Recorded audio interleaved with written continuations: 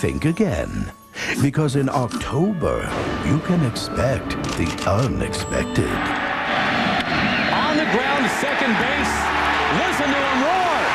Tigers in 4. The Detroit Tigers believe in this fairy tale called the Fall Classic. Detroit dreamed big, and with that dream, they mauled the Bronx Bombers in 4 games. You see, the magic of October is about faith and fate. And with age comes wisdom and the ability to lead and teach. If we won, it was okay, and if we lost, it was okay, and that's not good enough. But the Oakland Athletics believe in their own October magic and have arrived in the ALCS believing this is finally their year. In 2006, the ALCS is about magic and fate, and to expect the unexpected. So I ask you to tell me a fact and I will learn. Tell me the truth and I will believe. But tell me a story and it will live in my heart forever.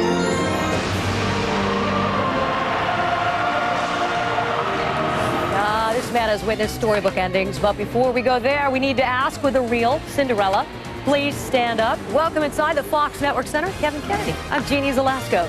The battle for underdog bragging rights has already begun. Oakland slugger Frank Thomas supports his case with this fact. The Tigers are not a surprise team. They've been the best in baseball almost all year long. Somebody wants this, but who's the underdog? There is no underdog now. I'm not buying there's any underdog. Both these teams deserve to be here. If there were underdogs, it was the last series where the Twins were supposed to be there and the Yankees were supposed to be there. So tonight, there's no underdog, that's for sure. All right, well, the tug-of-war over who's the most disrespected is nothing compared to the last time these two met in the postseason. ALCS 1972, the swingin' A's became the flingin' A's. Look out! Watch out, Campaneris, Bert Campaneris. He actually got suspended for 3 games after this. The Tigers tried to get the psychological edge on the A's there. It didn't work. The other night, the Tigers got to get the psychological edge on the Yankees, and it did work because he did the best game of his life. I managed that perfect game in 1994, Jeannie.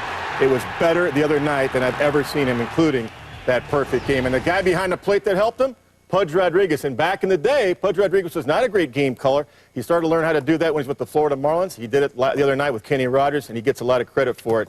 And they're a different ball club than they were years ago. Yeah, and everyone's shocked that Pudge went there. And I guess maybe you're a little shocked that he's back, because he said to you last year. He told me last year, he said, when he was at Dodger Stadium, he said, you know what, I'm not so sure this club's trying to win. And then everything kind of changed once they got Jimmy Leland, that's for sure. All right, well, the Tigers knocked the Yankees into the offseason and the rest of us into bondage. Endless talk and headlines surrounding the state of the pinstripes.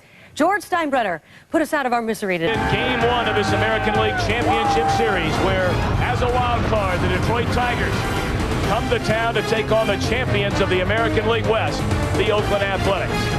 Hi again, everybody. I'm Tom Brenneman. Welcome, as always, to playoff baseball here on Fox. For each of these teams, it's been a while since they last played in a league championship series. For the Athletics, back to 1992, Tony La Russa was the manager. And for the Tigers, you go back to 1987 since they were last here. But Steve Lyons, up until the last month and a half during the regular year, the Tigers were the best team in all of baseball. And you know, Tommy, I still think they're the best team in the playoffs, and they're riding a tremendous high right now, coming off of that divisional series win against the Yankees. Now, having said that, they're facing one of the toughest pitchers in the game tonight, Barry Zito, a 16-game winner. Everybody knows what Barry Zito can do, but his MO is throwing a lot of pitches. Unfortunately for the Tigers, they swing at a lot of pitches. They strike out a ton, and they don't walk very much. They're going to have to change their MO tonight. If they're going to get to Barry Zito, they have to be much more patient. The Tigers' Game 1 starter in this LCS, the same as they had in Game 1 of the American League Division Series, Nate Robertson. But Lou Piniella, a pleasure to have you with us in the broadcast booth for the LCS. I know you like the swagger of this Oakland team. I like this Oakland ball club. They have played very well the second half of the year. They swept Minnesota in the divisional series, and now they're a very determined bunch. You know, like you mentioned, they haven't been there since in this series since 1992. They play loose. They got great chemistry. They're a scrappy bunch, and it doesn't hurt that they have really good pitching and a very solid defense. If you like pitching, this is your series. The top 2 pitching teams left in either league as we begin the LCS, the Tigers. Some of the great teams in the history of baseball with 4 World Series championships. The A's in Philly, later in Oakland, they won 9 titles. But all that's in the past. in 2006. Both were sensational. And here they are, the final two standing in the American League with a trip to the World Series on the line starting tonight. Game 1 of the American League Championship Series is next. For the first pitch for Game 1 of this American League Championship Series for the Tigers. Curtis Granderson leads off in center field. Placido Polanco at second. Sean Casey is at first. Maglio Ordonez in right. Carlos Guillen, the shortstop. Ivan Rodriguez behind the plate. Greg Monroe is in left field. Marcus Thames, the DH. And Brandon Inge, the former catcher, is now the Detroit third baseman. Budweiser, this is baseball, this is beer.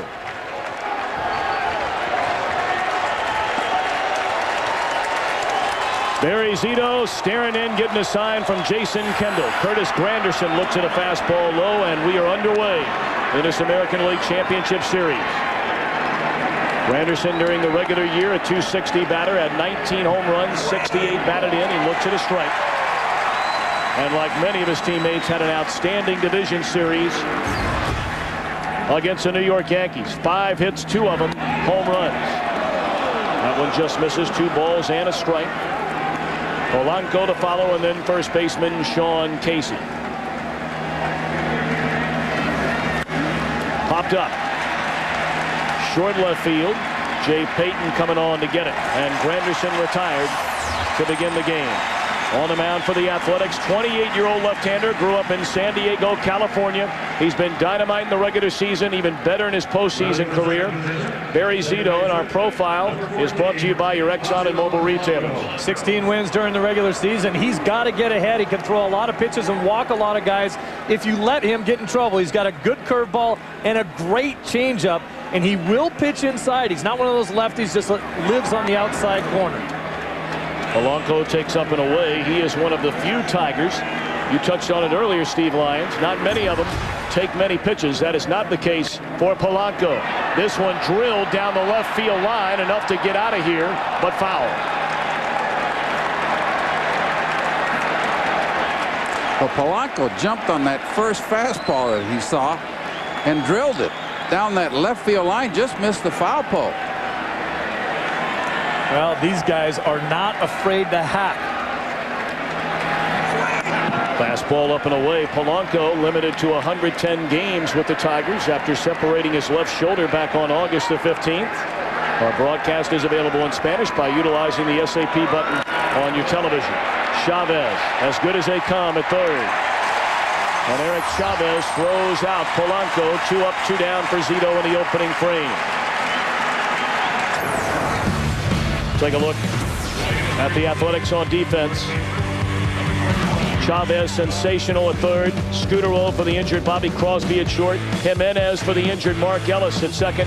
And Nick Swisher at first. Peyton, Kotze, and Bradley in the outfield with a battery of Barry Zito and Jason Kendall.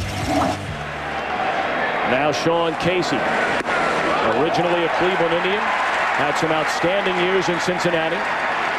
Started this year with the Pirates and then came to the Tigers. Not quite the numbers we're used to seeing from Sean Casey, but this guy hit when it matters. You put guys on base, and he's as clutch as they come. Well, he's not a home run hitter. He uses the whole field to hit with. And you're right, with men on base, Casey's the right guy to have up there. There's another one, too. Big Frank Thomas. Oh, yeah. Well, these Tigers are an interesting group. There's a good look at Big Frank. What a tremendous year he had. Can't believe he didn't win Comeback Player of the Year. Jim Thome won it. Very well deserving as well. But my goodness. Frank Thomas, you look at where the Oakland A's would be without Frank Thomas, and we are not doing a game with the Oakland A's if Frank wasn't on this team. And Jim Thome had an outstanding year, but the Chicago White Sox are watching these games. They're not playing. Yeah, Thome had a lot more help in Chicago than Thomas has here with this ball club. A fastball misses away, even a count on Sean Casey at 2 balls and 2 strikes. I love Sean Casey in the batter's box. He's always stretching, moving around. Reminds me of a 3-year-old that has to go to the bathroom. 2-2. Zito Couldn't find it, then does. Barry Zito. A 1-2-3 opening inning. Nate Robertson will try and answer when he gets the ball when we return.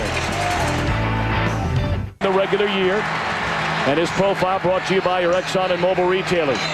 Much better pitcher than that record indicated. 13-13. Second to none. I mean, he's your game 1 starter in both series. Got a sinker, a slider, a changeup. Pretty good hard sinker. And he's got to get in. When he gets in trouble is when he tries to go hard in on righties and that ball tails out over the middle of the plate. Jason Kendall rolls it foul, and Robertson coming out throwing strikes. He got knocked around in game 1 of that division series. The only loss for the Tigers against the Yankees. Gave up 12 hits. Was charged with 7 earned runs in 5 2/3 innings. Pulled foul. He hit a couple of batters in that start and allowed a pair of home runs. Well, a little different lineup facing the New York Yankees as opposed to facing this Oakland ball club. Oakland has a little more trouble scoring runs. We had a couple tough defensive plays behind him and then gave up 6 straight hits. There's that pitch you were talking about, Steve, getting in on Kendall. He's able to fight it off. We take a look at the Tigers on defense. Granderson in center, flanked by Monroe and Ordonez. Inge, the converted catcher. Carlos Guillen, your former shortstop, Lou Piniella in Seattle. Polanco and Casey on the right side. And that one is a base hit into left field.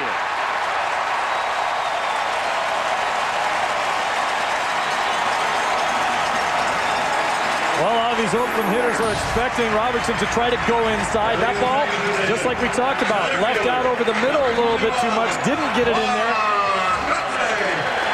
And that's Kendall just doing what you're supposed to do with that pitch, banging it into left field.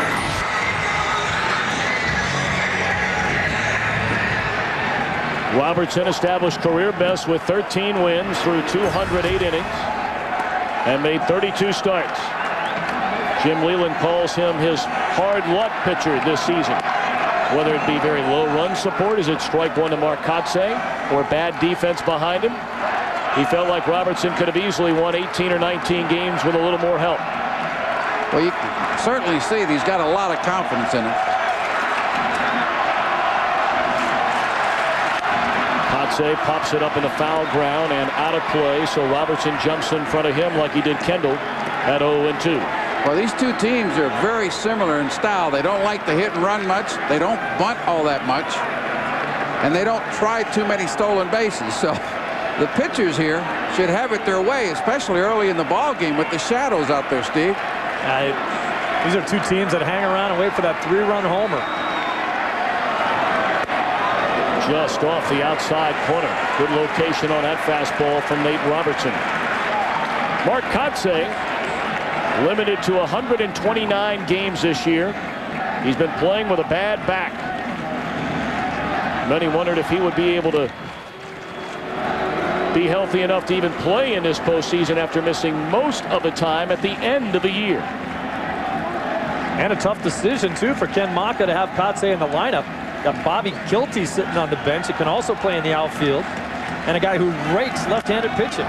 Bouncing ball to the right side. Polanco will get the force out at second base. One away, one on. Milton Bradley coming up. A pleasure to be joined. The fourth member of our broadcast team tonight. Welcome in Mr. Chris Myers. Hi, Chris. Hey, Tom, in a game, in a series that began being played in the shadows, both of these teams feel like they've been overshadowed. That was the buzz with the A's and Tigers playing up the underdog, we're not supposed to be here theme. Eric Chavez still called the Tigers the best baseball story of the year. Maybe Todd Jones, the reliever of the Tigers, put it best when he said, between T.O. and North Korea, I'm surprised we're even on TV. Milton Bradley, the switch hitting right fielder, hit .276 during the season, 14 home runs, 52 runs batted in, and he takes up and away. Bradley only one hit, but it was a big one, a home run during the division series. Chris Myers brought up T.O. Talking to Frank Thomas yesterday, he said that's what they call Bradley, T.O. He's had some very well publicized blow-ups with some of the ball clubs that he's played with. Cleveland, the Dodgers, has run into some trouble. Frank Thomas says the best way we handle Bradley is to mess with him about his temper all the time. It kind of keeps him on an even keel. T.O., great nickname. Well, Bradley does fight himself. There's no question. At times, he's his worst enemy. But I'll tell you what, he's a talented young man. 1-1 to Bradley. Blown away. Well, Lou Piniella, in your managerial days of the past, and by all accounts in the future, we'll get to that later on. How do you handle a guy like Bradley if you're his manager? Well, you let him play. And that's exactly what Ken Mock is doing with him. He'll have a talk with him from time to time. Put him in the lineup. Let the kid perform. Chasing down and away is Bradley. Talked to Ken Maka before the ballgame, and he said there are some guys you can get right in their face after they make a stupid play or a bad mistake. He said Milton Bradley's not one of those guys. You go up to him the next day, throw your arm around him and say, all right, you know, what were we thinking there? Maybe we should rethink this. You can give him a day. Most major league players know when they messed up. Pulled by a diving Inge into left field. A base hit by Bradley. Kotze advancing on to second. All right, Mr. Piniella. Our keys to tonight's game for each team brought to you by MasterCard. Well, for the Detroit Tigers, they have to outpitch Oakland. Detroit led all American League teams in ERA this year. And you know, the last time Detroit did that was in 1984. And you know what happened? They won a World Series. And for Oakland, to me, Chavez has got a hit. They need two big boppers in that lineup that can provide some power for the Oakland club. Chavez and the guy up there right now, Big Frank Thomas. Hitting with runners in scoring position has been a major problem for the Athletics during the regular season. And right into the postseason, they were only 3 for 22 against Minnesota in such situations. It really is astounding when you start looking inside some of the numbers offensively for the Oakland Athletics that this team is playing in the American League Championship Series. Close to the bottom in team average. Terrible with runners in scoring position. They don't score any runs. How do they win? Well, one thing they do is win close ball games. They've won 32 one-run ball games. They pitch and they play deep. 2 on for Thomas. In the air, center field. Granderson a couple of steps back, and he's there for the second out of the inning.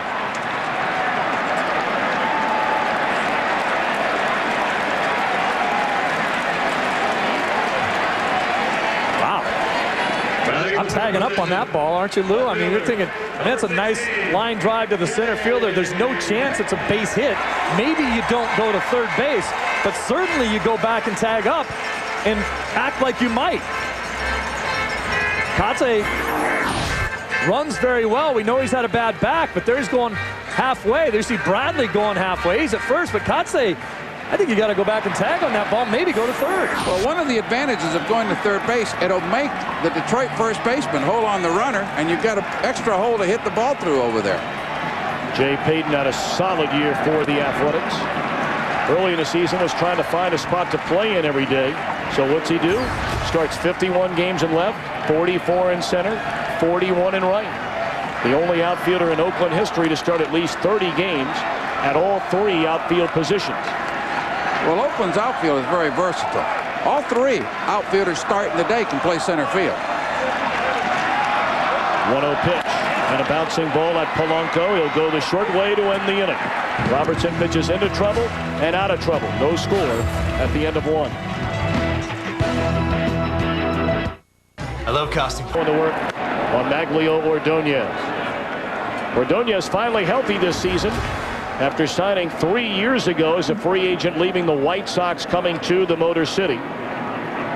He led the Tigers with 104 RBIs. The first Tiger with over 100 runs batted in a season since Bobby Higginson and Dean Palmer both did it in 2000.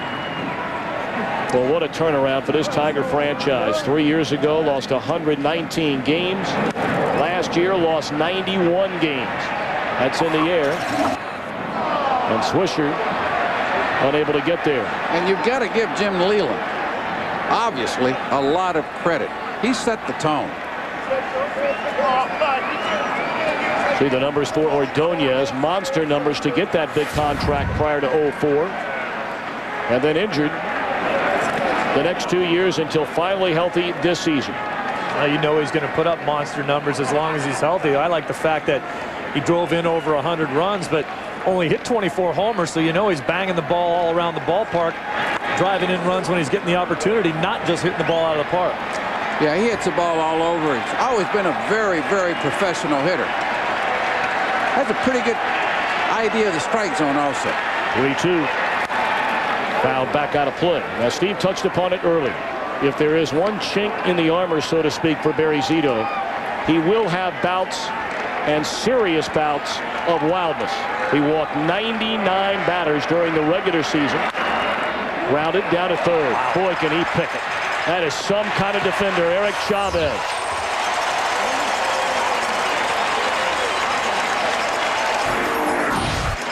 Watch this great defensive play. Look, he gets low and behind that ball. As he catches the ball, you see him, his back is totally turned towards the infield.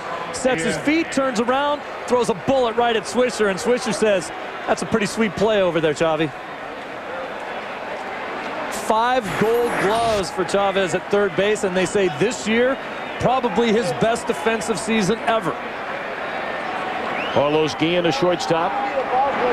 Arguably the best player on the Tigers team. Probably the MVP of this Tigers team this year. 320 batting average. 19 home runs, 85 batted in. Boy, what a division series he had. 8 hits and 14 at-bats. 4 extra base hits. He likes to hit with men in scoring position also. When I had him in Seattle, I felt very, very comfortable. Of course, he came to your team in the Randy Johnson deal back in 1998. Randy and Freddie Garcia and John Halama. Yeah. Woody Woodward, our then general manager in Seattle, made a nice trade. And everyone said, who are those guys? You're trading for Randy Johnson. Popped up. Room for Swisher, who played outfield about half the season. And they were 2 away. We talked about that glare coming off the windows in straightaway center field. Mark Kotze wearing a microphone for us. Our Fox sounds of the game.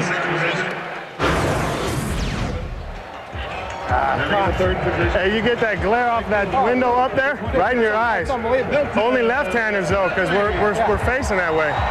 Yesterday in BP, I'm in the box. I'm like, geez, yeah. What the hell's that? Maybe one more inning, I'll be gone. Great stuff. Saw a quick shot of that glare. That's not a lot of fun if you're looking right into it, especially when either pitcher, especially Zito, flipped that big curveball up there. It's hard to pick up the spin. And well, you see the glare right there. All of that in there. You almost can't see me draw on the screen. It's so glared out. Pudge Rodriguez batting in the 6 hole. Zito's retired the first 5. And it's 1-1 on Ivan Rodriguez. Boy, and Jim Leland had some really nice things to say about Rodriguez before the ball game. Been an inspirational play over there. He doesn't hit with the power he used to in the past, but he's done a really nice job with that Tiger pitching staff. Rodriguez has got to concentrate on the opposite field. In order for him to be effective, as you said, he doesn't have the power he used to have, but he can still be an excellent hitter, driving balls right over Jimenez's head at second base. Fastball up and away. 3 balls and 2 strikes on Rodriguez, who for the 10th time in his big league career hit over 300. Only Bill Dickey has had more 300 seasons as a catcher. Slow roller to the left side, and Zito 6 up and 6 down. Lou Piniella said keep an eye in this series on Eric Chavez. He'll bat when we return. Well, Chavez has been hurt a lot this year. He's had tendonitis in his forearm. His shoulders have bothered him. But I'll tell you what, in September, he started to swing the bat pretty well. With 6 home runs. Gerald Perry says that he's got a lot more confidence right now. He's in a lot better rhythm, too.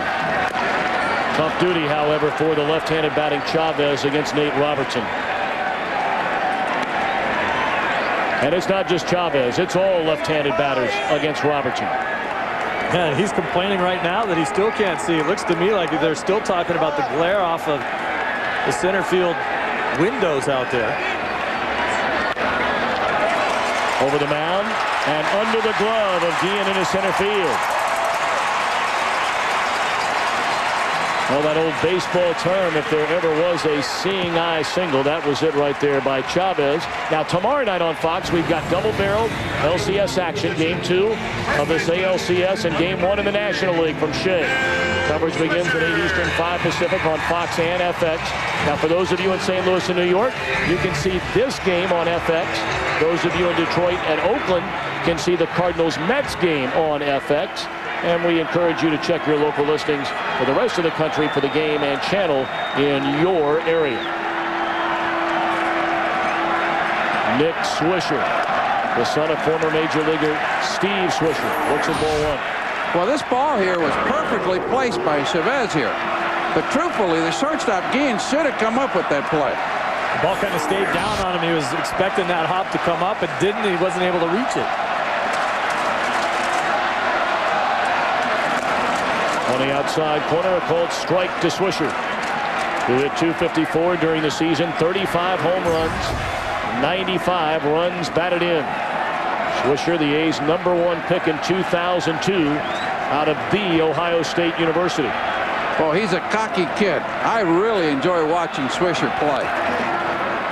He plays with a little... Yeah, he told us before the game. He and Mr. Swisher have gone toe-to-toe a number of times this season. Yeah, he knows Maka's office very well. But I'll tell you what, he's a little bit of a free spirit. If you try to corral him, it takes away from his aggressiveness. He had a big strikeout in the divisional series and went back to the dugout laughing. That's how much fun he's having. Even when he strikes out, he's having a good time. Well, we'll see if he's having fun now. That's strike 3. Not laughing this time. And there's the pitch, Steve, that you talked about that Robertson's got to use. That nice fastball in on the hitter's hands with 2 strikes. It just froze the hitter.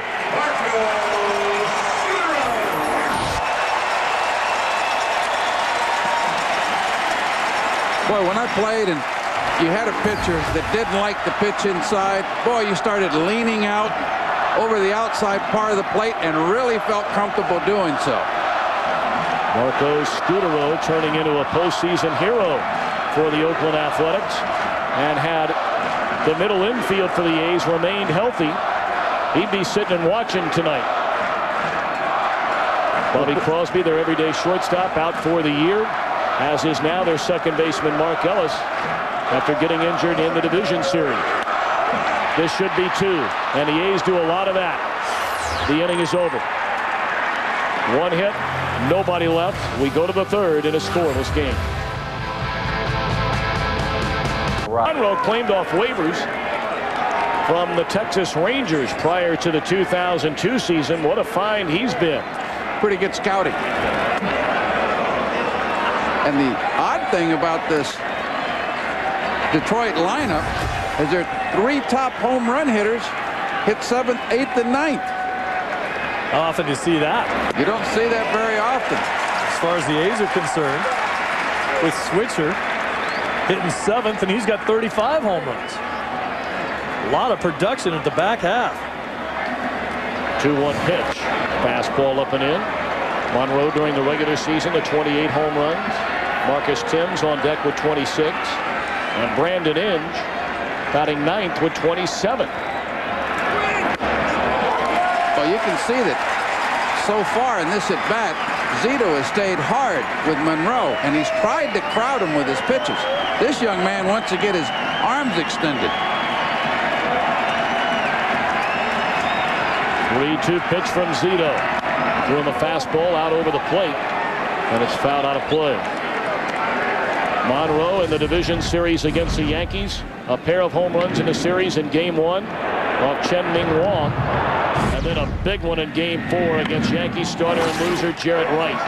That ball driven into deep right center field, but room out there for Bradley. 7 up and 7 down for Zito, who's throwing strikes tonight. Well, here's what we talked about, the guys that are having trouble seeing out from the center field bleachers out there. What's the elevation of the pitch? When Zito lets it go, the ball goes up, and it gets up into that area where it's tough to see. Now it comes down hard, the big breaking ball, great view of it. But But the difference that you'll see between a fastball and a curveball is a fastball the pitch will come out of the pitcher's hands on a downward plane. A curveball elevates out of his hands, and it gets up into that glaring area where the sun's reflecting off of those shades out there in center field. And to be a good curveball hitter, you've got to be able to pick up the spin on it. Not today. I'll tell you one thing that impressed me talking to Barry Zito before the ball game yesterday is how well prepared he is. He really goes over these scouting reports. Marcus Timms takes high. And how rigorous his workouts are before the ball game. He warms up to throw, not throw to warm up. That's a pretty good statement. Broken back, pulled foul and out of play by Timms. I'm not sure I understand it, but well, there's not a lot of people that understand Zito. Well, you know, the one thing about Zito, he comes across as being very eccentric. You know, he's into the yoga, he's into all kinds of other things, but make no mistake, the burning desire inside Barry Zito is not to be a great pitcher. He wants to be a Hall of Fame pitcher. And he's well on his way. Breaking ball, a two-hopper. Chavez backs up on it and throws out Marcus Timms. Time for the Holiday Inn look again. Brought to you by Holiday Inn, the official hotel of Major League Baseball, the Motor City, Detroit, Michigan. Steve, you were there when they wrapped it up against the Yankees. That town is some kind of fired up. They are electric right now. That was a great scene after that ball game. Kenny Rogers on the top of the dugout. The entire team coming out to spill some champagne and congratulate and thank the fans in Detroit. Leland was kissing everybody. Fans were trying to kiss him, too. They should for the job he's done. They beat the Yankees in 4 games in that division series. And pitching, the name of the game. Rogers getting that monkey off his back, if you will. His struggles in the postseason through the years. And they just wore the Yankees out after game 1. Pitching staff going 20 consecutive scoreless innings against that Yankee lineup. Brandon Inge hits one down the left field line. It might have a chance, and it is gone. A home run just inside the fair pole for Brandon Inge.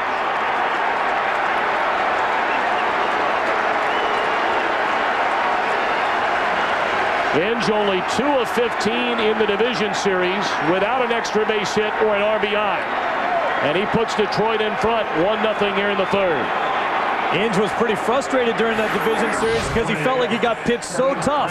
He gets his bat head out on that pitch, a ball up and in from Barry Zito, but he just, man, that's a sweet swing right there. He really got that bat head through and just pulled the ball down the line. And kept it fair.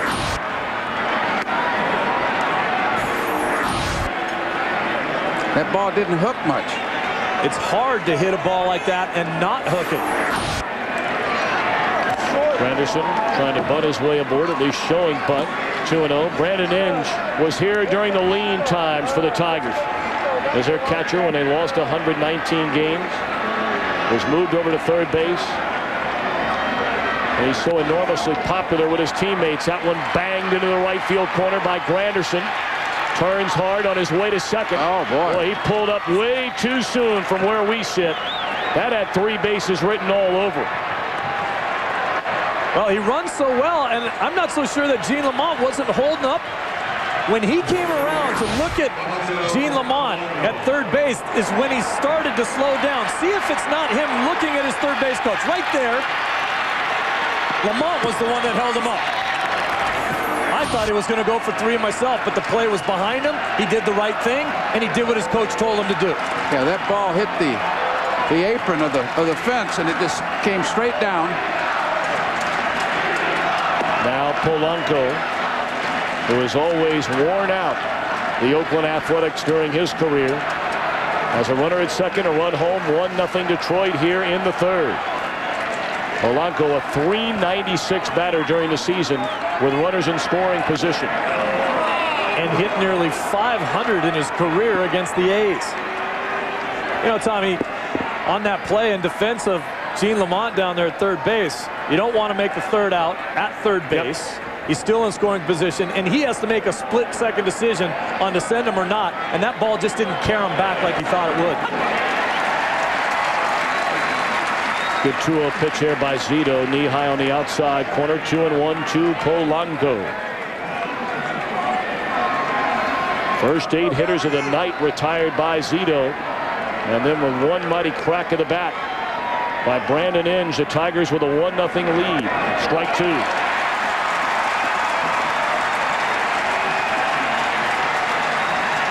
Well, that was a good fastball by Zito on the outside part of the plate.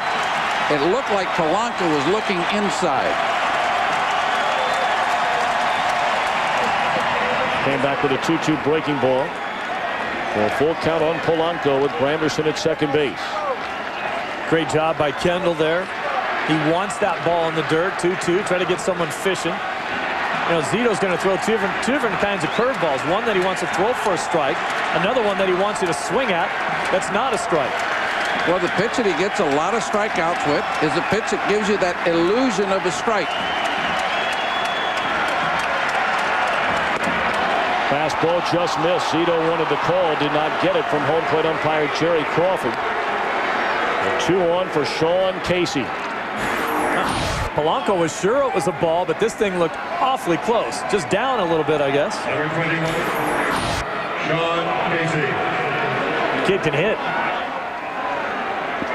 Now, we talked about Casey. During the regular season with the bases empty, he hit .231. With runners on, .320. In the division series, did not have a hit with the bases loaded. Went 6 for 10 with runners on base. More concentration. Probably doesn't try to pull the ball. Stays with himself more. But I'll tell you this, going back to that pitch, if I were a pitcher, I'd want that pitch. Oh, yeah. Sean Casey is going to try to keep that front shoulder in and go right back up the middle against Zito. He hasn't seen him very many times. Starting 2 on a breaking ball. They appeal, and Chuck Merriweather says no, he didn't go. 1-1 to Sean Casey. Good arms in the outfield for the A's, but if you get a base hit that's a bounding ball into the outfield, you can forget about it. With 2 outs, Granderson scores easy. Granderson at second, Polanco at first, and a pitch on the way to Casey. Tardy on a fastball that's done foul and out of play. That's not the kind of hack you're looking for. 2-0 count.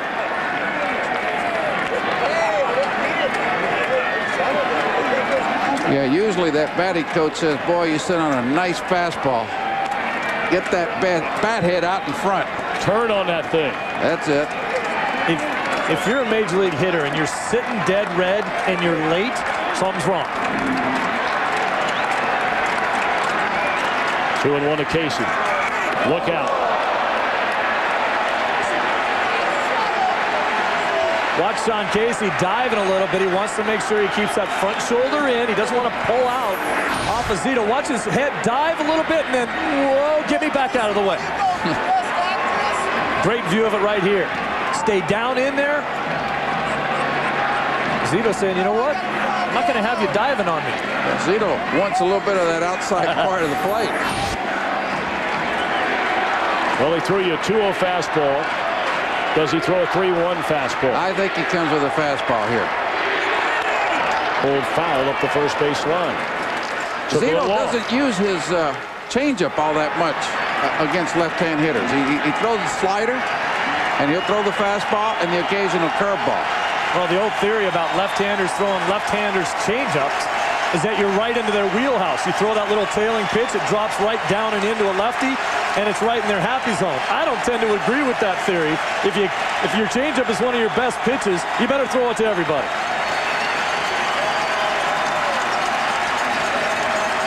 Two on and 2 out for Sean Casey. 3 balls, 2 strikes. The runners get started on this payoff pitch. We'll do it again. Ran the fastball down and in on him again.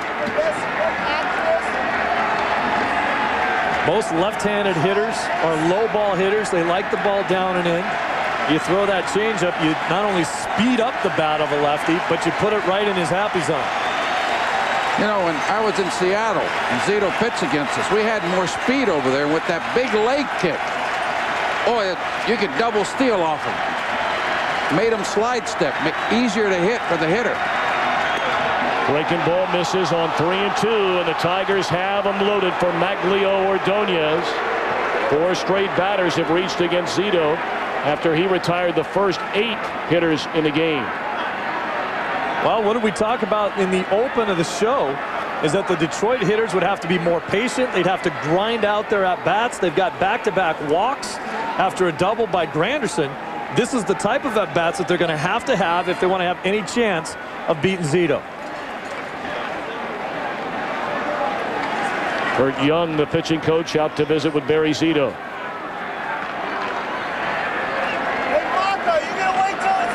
I get a kick out of pitchers when they cover their mouth with their glove. Talking to the pitching coach or the catcher. A lot of lip reading going on around baseball these days, Lou. I think it's even funnier when the catcher's from the Dominican, the pitching coach is from Nebraska, and the pitcher's from Korea. They're loaded for Ordonez. First pitch swinging. Chavez can't find the handle. And what an inopportune time for a rare error by Eric Chavez. It's 2-0. Well, I think you are tough, Tommy. I think this is a base hit. You're a tough scorekeeper, my man. This is a tough play. Look at that. That's an error. Going hard to his left. Had to go down to get it, knocked it down. I'm not playing third base if you're the home scorekeeper, Tommy. Well, you're right. The hometown scorekeeper called it an infield hit. And I guarantee you Chavez will tell you he should have had it. A guy that wins 5 Gold Gloves and probably will win another one this year probably does think he should have caught it. Well, he certainly gets the benefit of the doubt. Well, that's why the 3 of us have our own opinions about this thing. You know what I mean? That's right. All right, here's where it gets real dangerous for Zito. Guillen, the best hitter on this team, the most professional. He and Polanco. Tough situation to be in if you're Zito right now. 2-0 Detroit in front. And Zito jumps ahead of Guillen. No balls and 2 strikes. I think with 2 strikes here, Zito will try to run a nice fastball in on Carlos's hands. We'll see what Kendall does.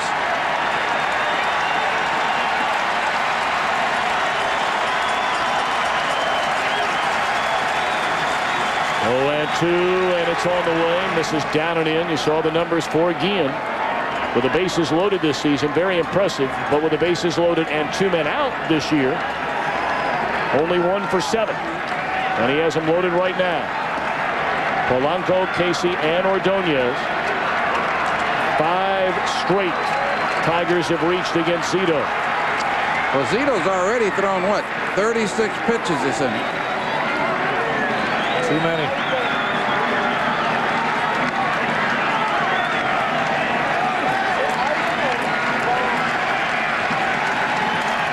One-two, missed away. I think one of the things that Guillen does a great job of, especially when he gets 2 strikes, lets the ball travel deep into the hitting zone and loves to shoot the ball into the right center field gap. Hit a home run that way in Yankee Stadium. He's got a very nice swing that way. 2-2. Off the glove of Zito, but right to the second baseman Jimenez, and that'll end the inning. But the Tigers, after 8 in a row were retired, get a solo home run by Inge and tack on 1 more. Championship Series. And Barry Zito and the Athletics come to bat. Last of the 3rd, trailing 2-0. D'Angelo Jimenez, signed by the A's to a minor league contract after being released by Texas in June. Had 3 stints with the A's this year, only appeared in 8 games with just 14 at-bats. After Mark Ellis got hurt during the division series, Jimenez is now the Athletics' second baseman. That's a big blow for Oakland without Ellis. Ellis, very solid player, especially defensively. Really turned the double play well. Also, could hit you a home run occasionally. 2-1 pitch. In the air down the right field line. A long run for Ordonez, but he's there in fair territory. 1 away. Well, Mark Ellis fractured his right index finger in the 9th inning Early in the year, he broke a thumb. So he's had all kinds of problems. And here's the injury during the division series. Well, you don't often injure yourself on a ball you're swinging at. Probably shouldn't have swung at that ball. That ball would have hit him. Well, it did hit him. Back to the top of the order, and Jason Kendall. Boy, and how many times do you see a catcher leading off a major league lineup? I remember LaDuca with the Dodgers 4, 5, 6 years ago, but I can't remember anybody else even attempting that. Well, the guy maybe early in his career when he was still a catcher, Craig Biggio with the Houston Astros, would do that from time to time, a great deal of time. But it certainly is rare. But Kendall's been doing it all year. And like Biggio, he loves to get hit by pitches. Second among active players in number of times getting hit by the pitch. Just 12 times this year, though. That's kind of amazing. In 97 and 98, Kendall got hit 31 times. Back-to-back years. That's a lot of Band-Aids. Well, he dives in there, that open stance, tries to square himself off, and if that ball's coming your way, it's hard to get away from it. Yeah. Kendall's so durable, has started 989 games at the catcher position since 2000. And that's the most in the major leagues by 95 games over Jorge Posada of the New York Yankees. This guy is in the lineup just about every single day, year after year. Well, he takes very good care of himself, but he's not that big. Nobody got more innings this year. He had one stretch this season where he started 36 consecutive games from the middle of August through the final days of September. You're talking about the dog days, too. The weather's really, really hot. Well, this A's team needed to stay right where they were in the race. They couldn't afford to not have their starting 9 in there. Kendall takes a walk. First of the game issued by Robertson. Brought up earlier, neither one of these teams a big proponent of the running game. We'll see in coming years if that doesn't change for the Tigers, because Jim Leyland is a big believer in that part of the game. But right now just doesn't have the players to do it. Yeah, Leyland likes that National League style of baseball. Mark Kotze bounced into a fielder's choice on a roller to Polanco his first time up. That one knocked down by the shortstop Guillen, but a tough play, and that will be a hit. Are you sure? I'm positive on that one. We have seen both of those infielders, though, kind of go to the ground, and maybe they didn't have to. This ball just tipped up the middle. And, you know, do you have to make that little slide right there? Reach out, grab that. Well, now you sound like you're debating. No, I think it's a hit. But I'm not so sure that he could have made that play easier if he just reached out and caught it and made the throw instead of trying to slide and catch it at the same time. Well, one thing for sure, if he had come up with the ball, it was a double play. Yep. Now Milton Bradley. And Big Thomas in the on-deck circle. Now, you were talking earlier about Chavez has to be able to hit in this order behind Thomas and behind Peyton. But Bradley could be a big key to this offense for the Oakland A's. As you talked about before, this guy is, I've always talked about him having 5 tools. You haven't necessarily seen all those 5 tools, but you certainly see flashes of his ability. A little better left-hand hitter, a little more power. This should be 2. There's 1. Can they double up Bradley? Yes. The Athletics led the major leagues with 170 double plays this year, and what a big one for Robertson. Have been shut out by Nate Robertson on 4 hits. Pudge Rodriguez to begin things against Barry Zito. Fastball up and away.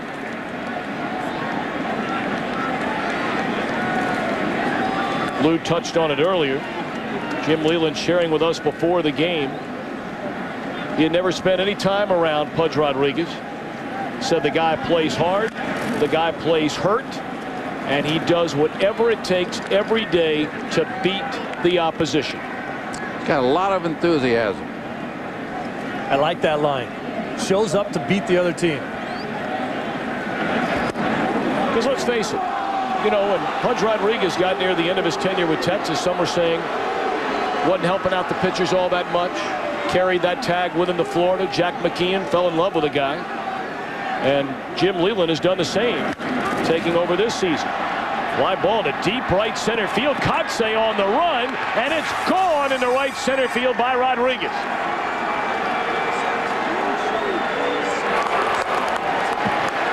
Rodriguez, his first home run this postseason, and that makes it 3-0 Tigers.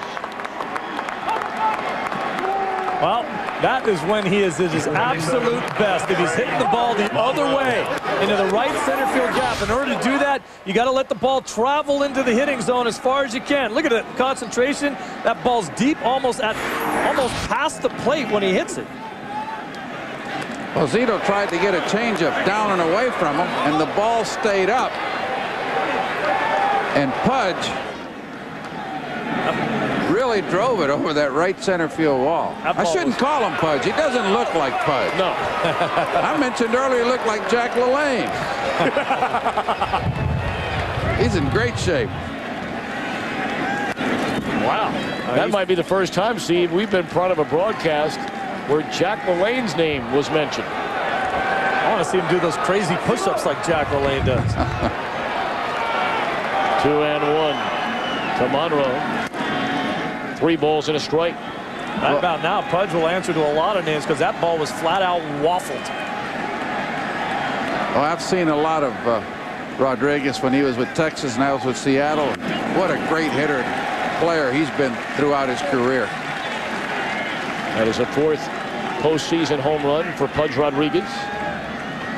He had that Monster League Championship Series with the Marlins against the Cubs back in '03. And Zito follows the home run with a walk to Monroe. Well, let's see it again, and we want to try to show you how far that ball travels into the hitting zone. You can't really hit the ball the other way with any pop at all unless you let the ball get deep into the strike zone. Watch how far this ball travels, almost past him before he's hitting it. Boy, he really stayed on that ball. What a great follow through and extension. And how many times do you see a base on balls after a home run ball? Get a little jittery out there after someone takes you deep. Well, let's face it, this Oakland Athletics team, we talked about all the problems they had offensively. Now, granted, they got much better in the second half. But you couple their struggles offensively at times against this Detroit pitching staff, and you can't start falling behind to this team by 4 or 5 runs. You're in a world of trouble. Yeah, they don't have the type of offense that can put a lot of cricket numbers on the board.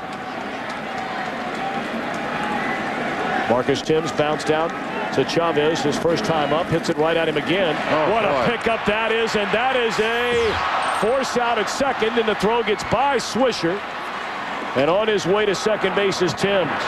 And there you see the absence of Ellis at second base. And the inexperience of Jimenez over there. Not sure how deep at second base he gets here. But this just seems like an easy play. He's got plenty of time. Thames is nowhere near first base. He's got a lot of time to make a much better throw right there. Look at this play by Chavez, though. Runs out of the camera view so quick. Oh, that's some sweet third base. It's pretty to watch. And his throws are so accurate. Now, you played third base, Steve. It's hard to throw strikes to first base from the hot corner, isn't it? Especially when you're going the other way and your momentum's taking you away from the play. Now Brandon Inge, he homered to start the Tigers scoring against Zito in the 3rd inning. For those of you just joining us, Zito retired the first 8 hitters in rather routine fashion before Inge kept one fair down the left field line. Runner at second, 1 out. It's nice to have a 9th hitter with 27 home runs. They had 74 home runs this season. out of the 7, 8, and 9 spots in the batting order. That is major damage. It sure is. That ball driven into deep left center field. On the run is Kotze, and it bangs off the wall. On his way to second and Inge with a run-scoring double. And the Tigers now lead 4-0. Brandon Inge with a home run and a 2-base hit to drive in another. Oh, Brandon Inge is so happy right now with the production so far in this series. He felt like he got pitched so tough by the Yankees, was unable to do anything offensively. And this ball just drilled about 2 feet from having his second home run of the day. Boy, he really stays on this ball well. Goes down and gets it. It wasn't that bad a pitch from Zito. And the double play that wasn't turned brings in a run.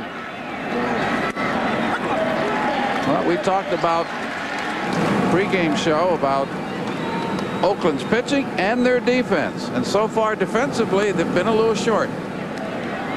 Chad Godin, right-hander, getting ready in the bullpen.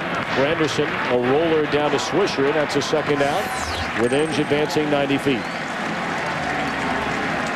Here's tonight's game summary brought to you by Verizon Wireless. Brandon Inge and Pudge Rodriguez with solo home runs against Barry Zito, who came out rolling and has been kicked around a little bit here over the last inning and a third. A couple of home runs, a couple of doubles, a single. He's walked 3 and given up 4 runs in the last 2 innings. The next pitch will be his 86th pitch of the night.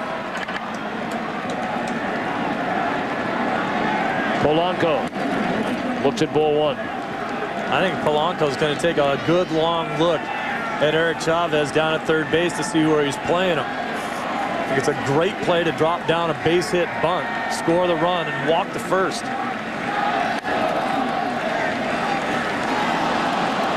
One and one on Polanco. Brought up earlier, no player has had a higher batting average against another team over the last 50 years in baseball than Polanco has against the A's. A .493 hitter in his career, and that's against real good pitching just about every year.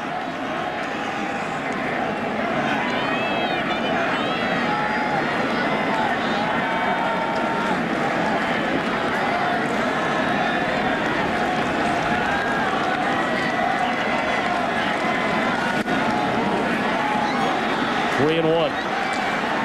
Zito's pitching behind in the count a lot. Boy, you got to tip your cap to what Detroit has done. We talked about it. They walk the second fewest times in the American League. They strike out the second most times in the American League, and they have battled. Base hit into center field by Polanco will bring in Brandon Inge, and it is 5-0 Tigers. And again, Polanco delivers. Nearly a .400 batter during the regular season with runners in scoring position.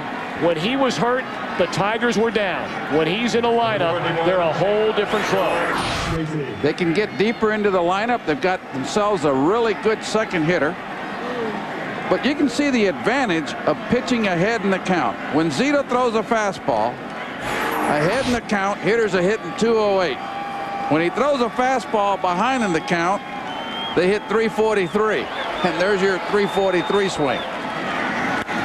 Sean Casey pops it up in the foul ground. A long run for Chavez, and maybe a step short.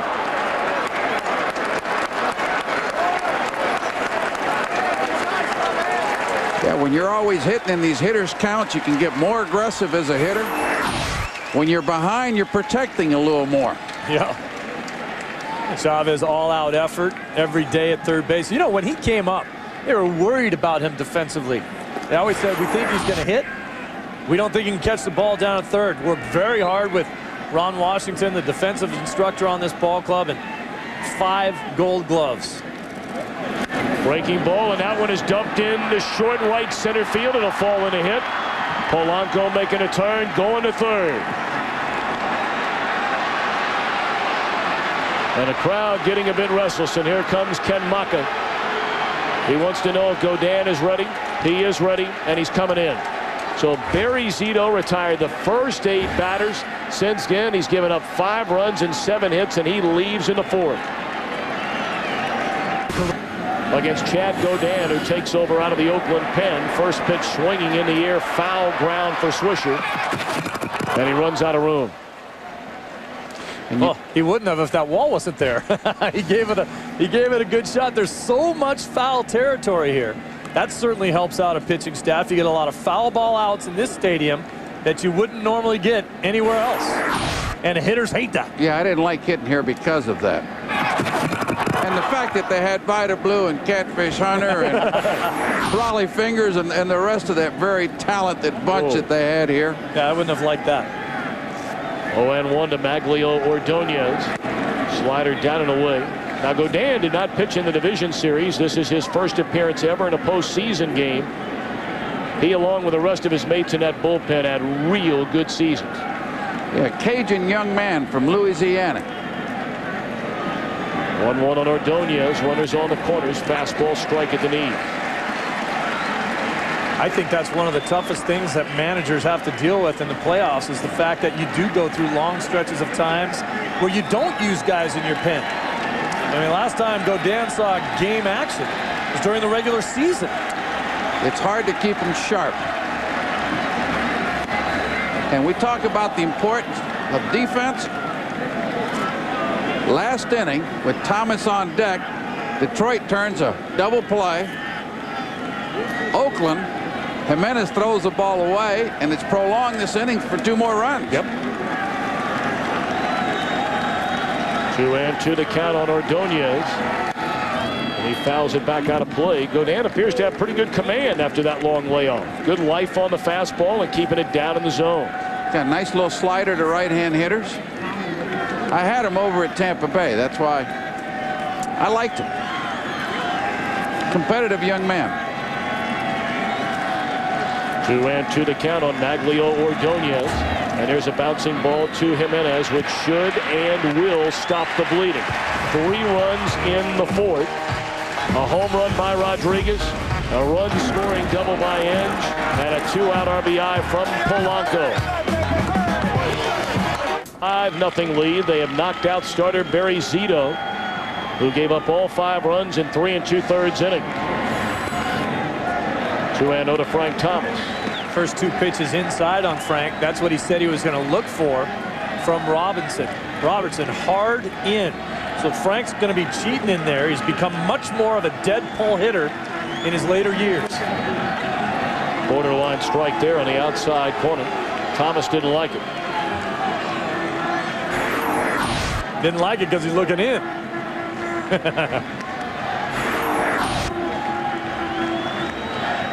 2-1 to the big hurt. And it's 3 balls and a strike. Monster numbers in the career of Frank Thomas. Came up, of course, with the White Sox out of Auburn. And you see where he ranks among active players in most of those categories behind Barry Bonds. And there's ball 4. Mark Kotze wearing a microphone for us. Our Fox sounds of the game.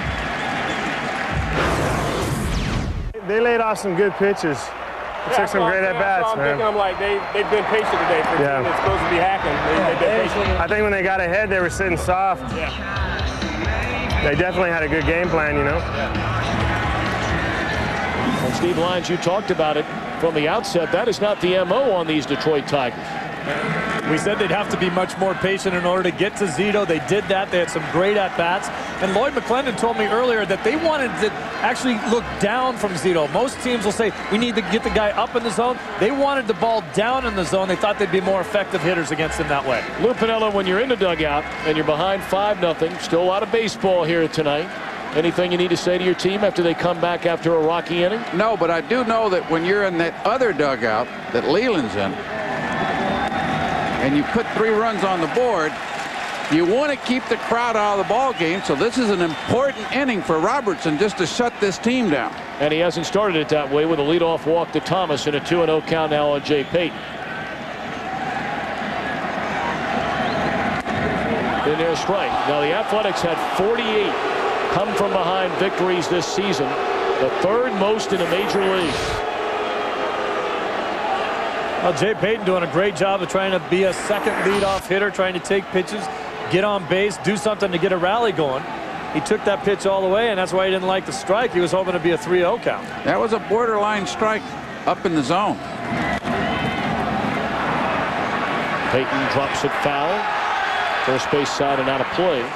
And we talked about all the come-from-behind wins for the Athletics this year. Only Minnesota and the Yankees had more.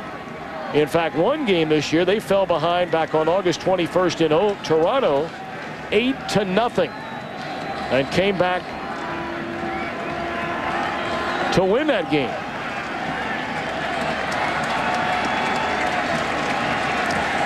Beat the Blue Jays 12-10. They're not going to do that too often. No. In fact, in 33 games played by the Athletics this season where they fell behind by 5 runs, they came back to win just 2. And of course, that was against teams other than the Detroit Tigers and this pitching staff.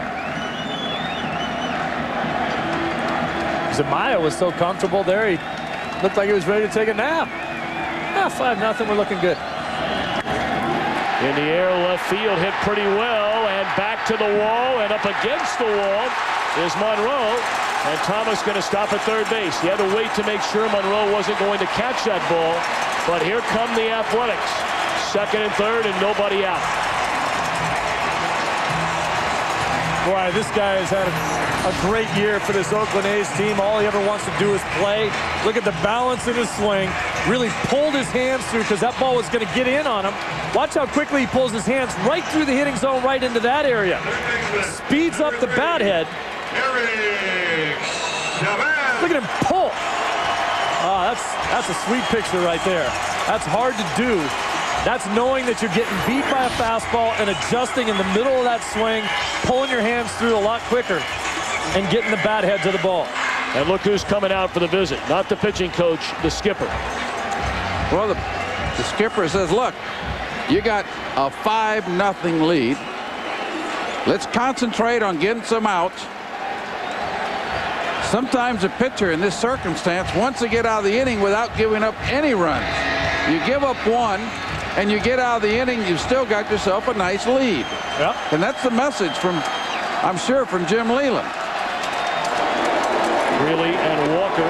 Walker, the left-hander, getting loose in the Tiger bullpen.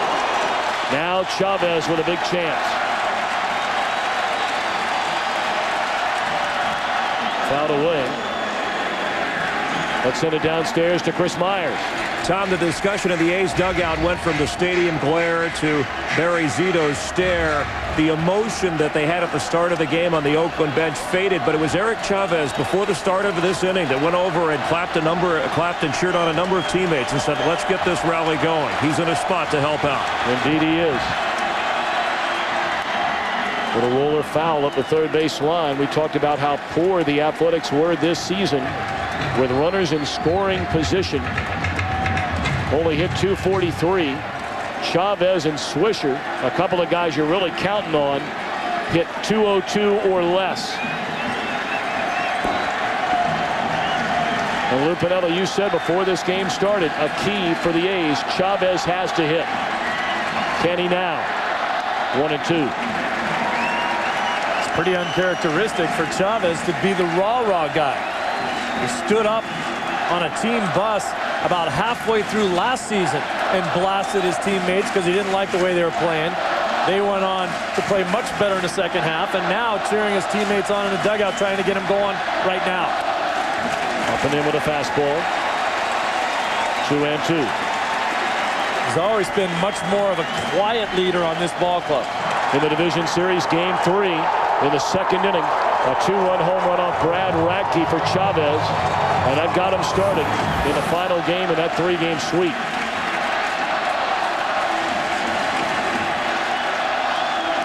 Struck him out. Big strikeout for Robertson. Well, he talked about one of the best pitches he has is that slider. This is filthy right here. This is unhittable. What are you going to do with that? Number 33. Well, what you got to do is lay off. Try to take ball 4. Can't hit it. Now Nick Swisher. This guy hit under 200 during the season with runners in scoring position, yet still drove in 95 runs. 35 bombs. Yeah, 35 home runs helps. I'm with you, though, Lou. The more you watch this guy, the more you like him. There's just so much fire and passion in his game. He's a cocky kid, but boy, there's nothing wrong with cockiness. Especially when you can back it up. 2-0. I think one of the more amazing things about Swisher is that he lives with 3 pitchers on this ball club. Everyday guys don't hang around pitchers all that much. It used to be 4, but Houston Street got a girlfriend and he told him you got to move out now. Runners at second and third. One away, 2-0 to Swisher. Swinging a foul ball back out of play, 2-1. But when I played with the Yankees, my roommate for a lot of years was Donnie Gullett, a pitcher. And boy, we'd have some great conversations.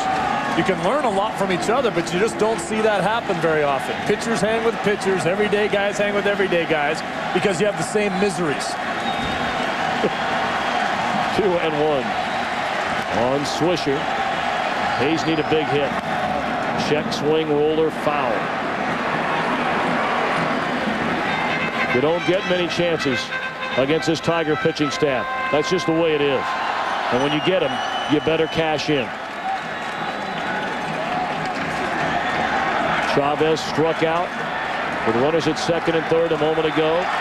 And now 2-2 to Swisher. Well, Detroit's just giving you a run if you can hit a ground ball up the middle.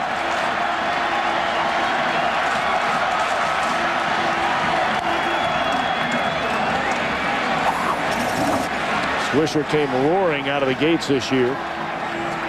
Hit over 300 the first couple of months, and then an about face, hitting under 230, but did hit 19 home runs and drove in 53. Of course, the A's from June the 1st on were the best team in all of baseball.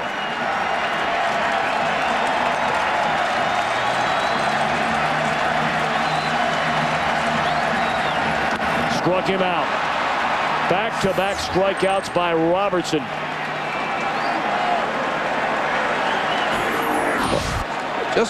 You can see Rodriguez sitting inside, and the ball basically was out of the zone. Swisher chases it away, and he strikes out. Missed his spot, still got away with it, and it's what you were talking about, Lou.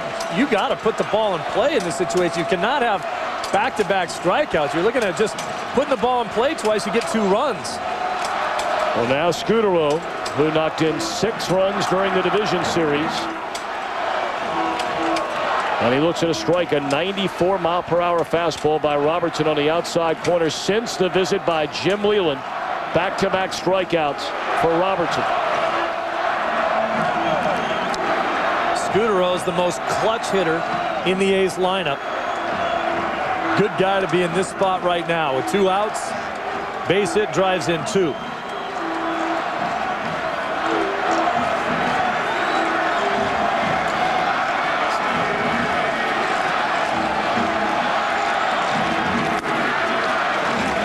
Mile-per-hour fastball misses up in his zone.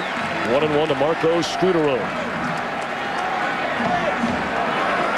You saw those numbers on Scudero, just like the rest of the A's. Not very good with runners in scoring position, but down the stretch and in the division series, if they didn't have Scudero, they wouldn't be here right now.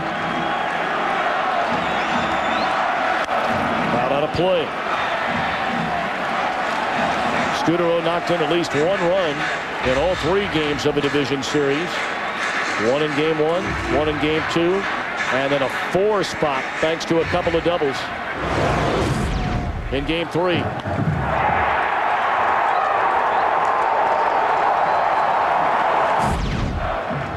In the 2nd inning with 2 outs, and then in the 7th inning with 2 outs, driving in runs.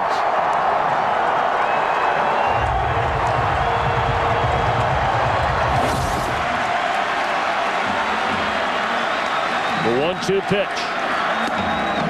Fastball. Robertson wanted that call.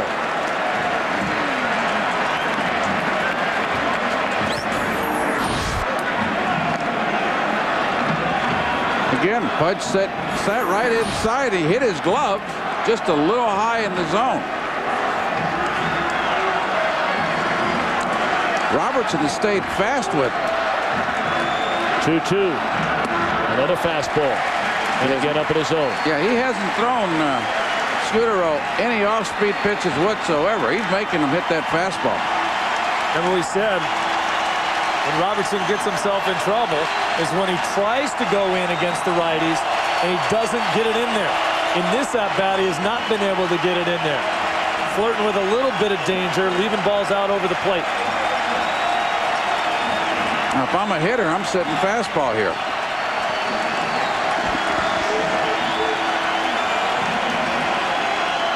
Robertson taking a lot of time, and Scudero twice asking for time.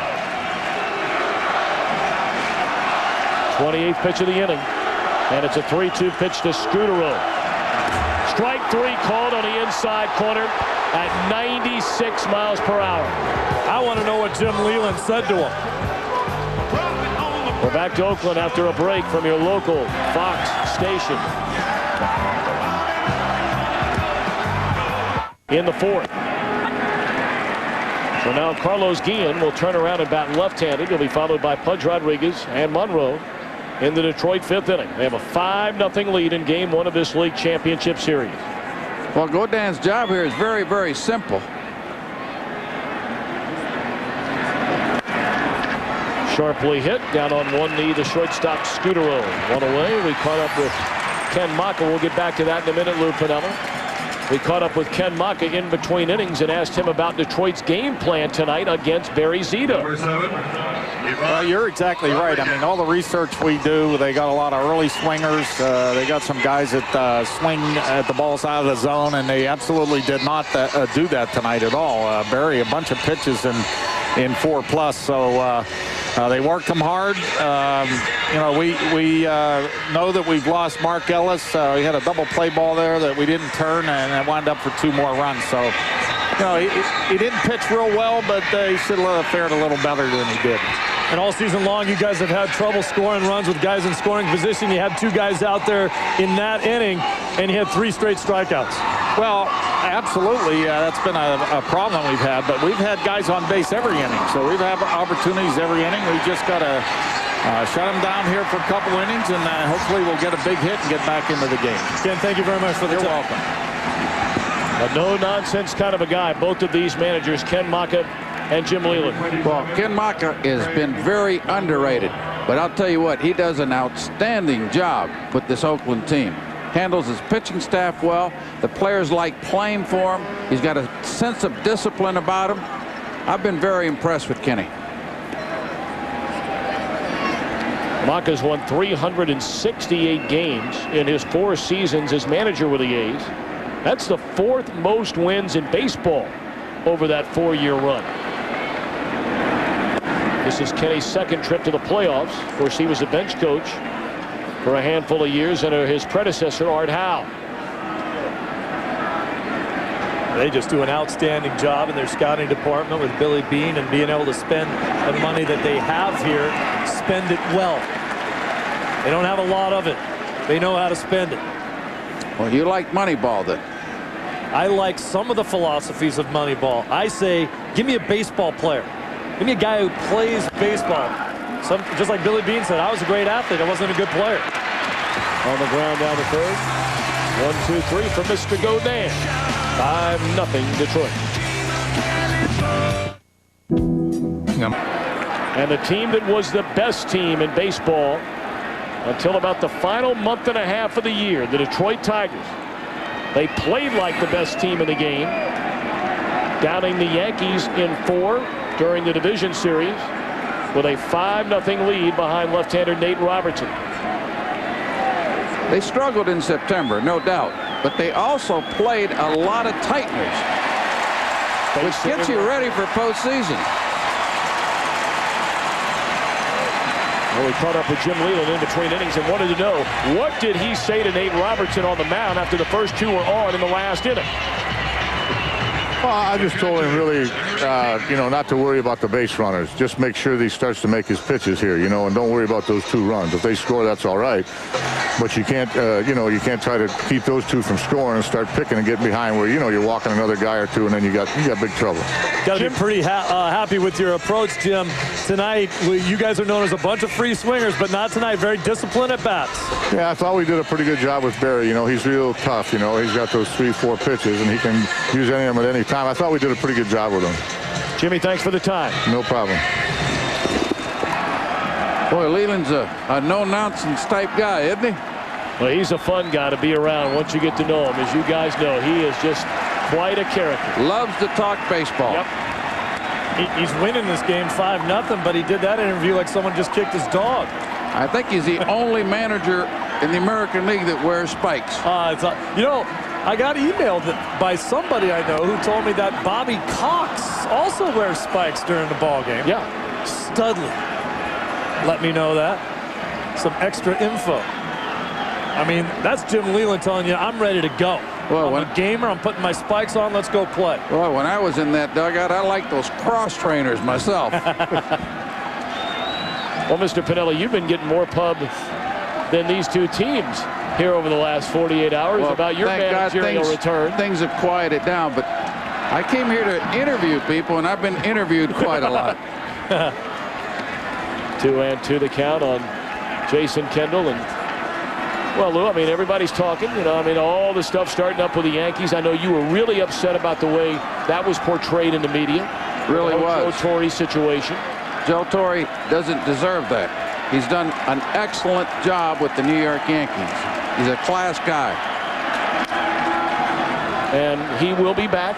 There were all the rumors about maybe, you know, you going to New York, and now they're circulating Lou all over the country. I mean, in Washington, D.C., they're talking about you. Chicago, they're talking about you. And in San Francisco, they're talking about you. Where are you going? Don't believe. Don't believe anything. I'm happy doing what I'm doing here. Do you think you're managing next year? There's a possibility. There's a possibility. Well, you have turned into quite the supreme politician. Possibility. There's a possibility. Aaron, Lou's like a backup quarterback in town when your starter's scuffling. Everyone thinks that guy's a lot better right now. Everyone wants to talk him into a job. We're happy to have him with us. And I'm very happy being here.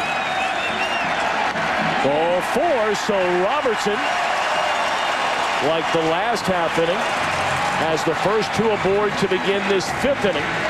And now the bullpen will spring to life for the Tigers. Walker, again, the left-hander, will start to get loose.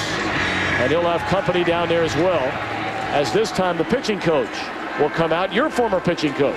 And a good one. Chuck has got a great way with pitchers. He doesn't teach too much mechanics, but he's got a really nice message for these pitchers. And at the same time, they really respect him and like him. When Leland took the job in Detroit, he was looking for a pitching coach. He called me about Chuck, and I said, he will do a very good job for you, believe me. You know, Oakland's had base runners on every inning. Steve, it's time they capitalize if they want to get back in this ball game, because when you get deeper into this game with the short people from Detroit that throw that ball 100 miles an hour, you're not going to see that Sumaya yawning too much in the 7th and 8th inning. All right, hitless with runners in scoring position so far for the Athletics. They were among baseball's worst in like situations during the year.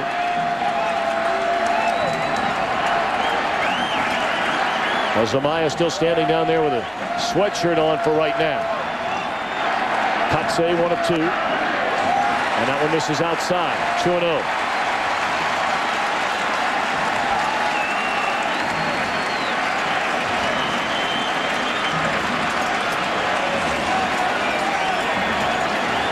This will be the 84th pitch of the game for Nate Robertson. 2 on, nobody out. You get the feeling most of the American League would rather pitch to the Oakland A's when there are guys on base. Yeah. You know, they don't run very much. They don't hit and run very much. And that's why you see the double play balls. 170 of them during the season, by far the most of any team in baseball. 2-1 on Kotze. And this will be another double play ball.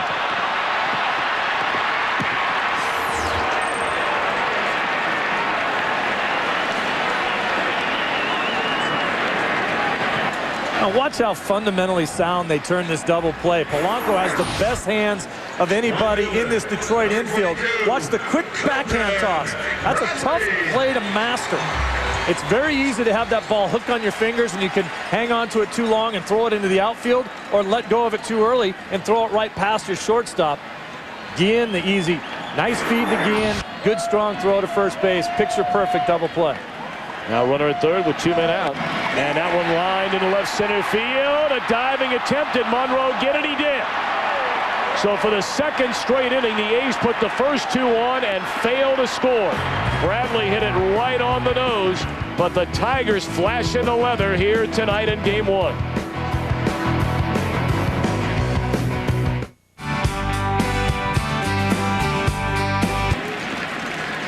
Detroit only 1 more hit than Oakland. But it's not always how you hit. More importantly, it's when you hit. The Tigers have, and the Athletics so far have not. Well, you talk about Oakland hitting into 170 double plays. When you don't run, the pitcher can concentrate totally on the hitter, doesn't have to watch the base runners, doesn't have to slide step. Also, the infielders don't have to cheat the whole base runners. They can play their normal positions, have more range. They know no one's going. When you have no team speed and you play station-to-station baseball, you will hit into a ton of double plays. 1-2 to count. And Marcus Timms in there, strike 3. Well, Lou, let me ask you this.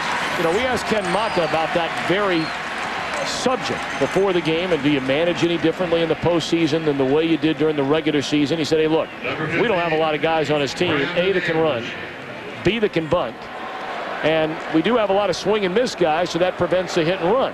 And down 5-0, there's not much you can do. You've got to swing your way back into the ball game. You got to manage the ball club that you have. And I think Jim Leland has made the comment a couple times in this postseason, talking about managing the team that he has. Some pretty outstanding pitchers anyway, but he says, you know what, I got to run the guys out there that I have. You know, Koufax and Gibson aren't showing up to pitch with us tomorrow. 0-1 to count. Swing and a miss by Inge, who's had a big night after a pretty quiet division series. When he went 2 for 15, he's 2 for 2 tonight. Fernando Rodney beginning to crank it up in a Tiger bullpen. And Joe Kennedy, a left-hander, now throwing in the Athletics pen. Inge has knocked in 2 and scored twice.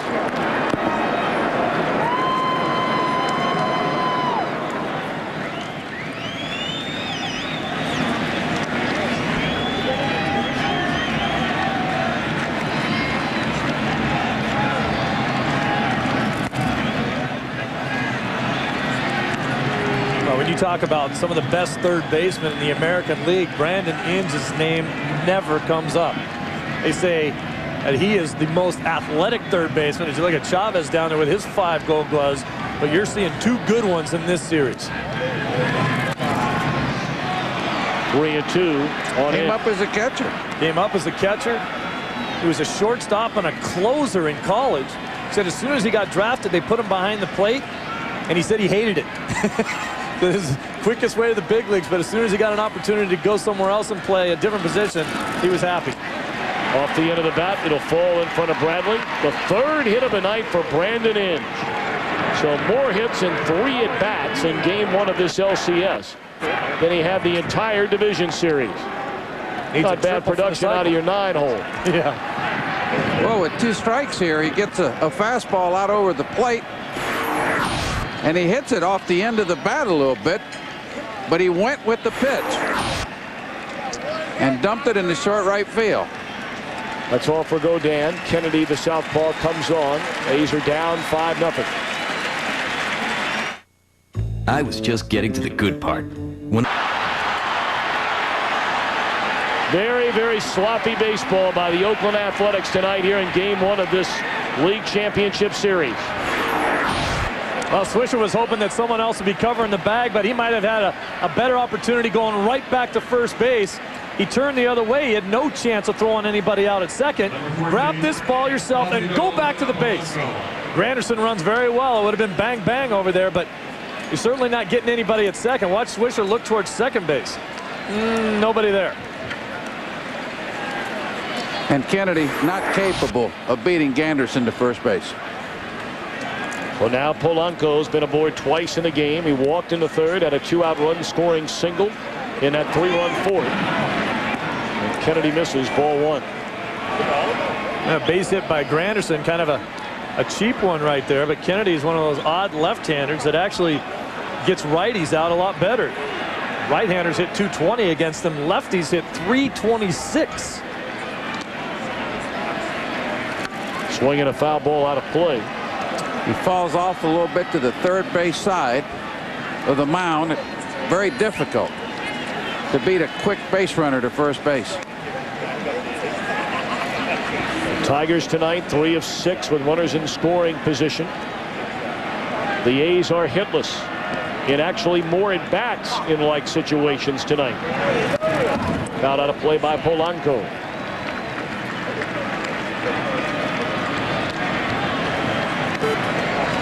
Now, this is one of those times where maybe the Tigers, considering they have the big lead, 6th inning, maybe try to steal a base here. Inge stole 7 bases during the season. Granderson runs very well. You have the big lead. Good time to be aggressive if you can be. And a tough guy to strike out if you wanted to start the runners. You know, the Tigers, both of these ball clubs can almost lull you into thinking that they're never going to run, because they rarely do. Right now, it'd be a great time to do it. Lou, you like it on this count here, 2-2? I think you wait to the 3-2 pitch. They're not going. It is 3-2. So with 1 out, you start him. You start him here. You got the 5-run lead that Steve was talking about. Only good things can happen here. Your infielder is going to be moving. Pitcher's got to throw a strike.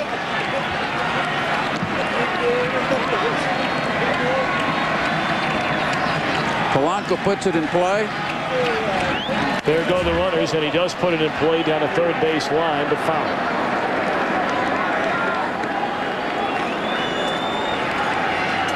Polanco only struck out 27 times in over 460 at bats. Did you see Leland giving those signs, and he finally said, hey, just send them. Just go. Just go.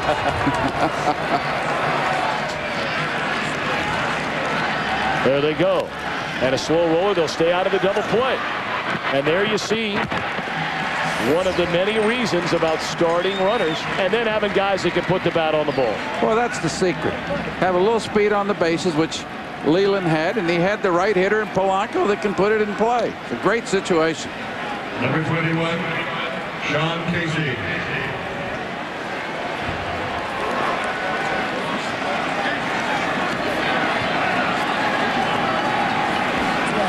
Well, now Sean Casey with runners at second and third. This is a huge batter in the game for Kennedy and the Oakland Athletics.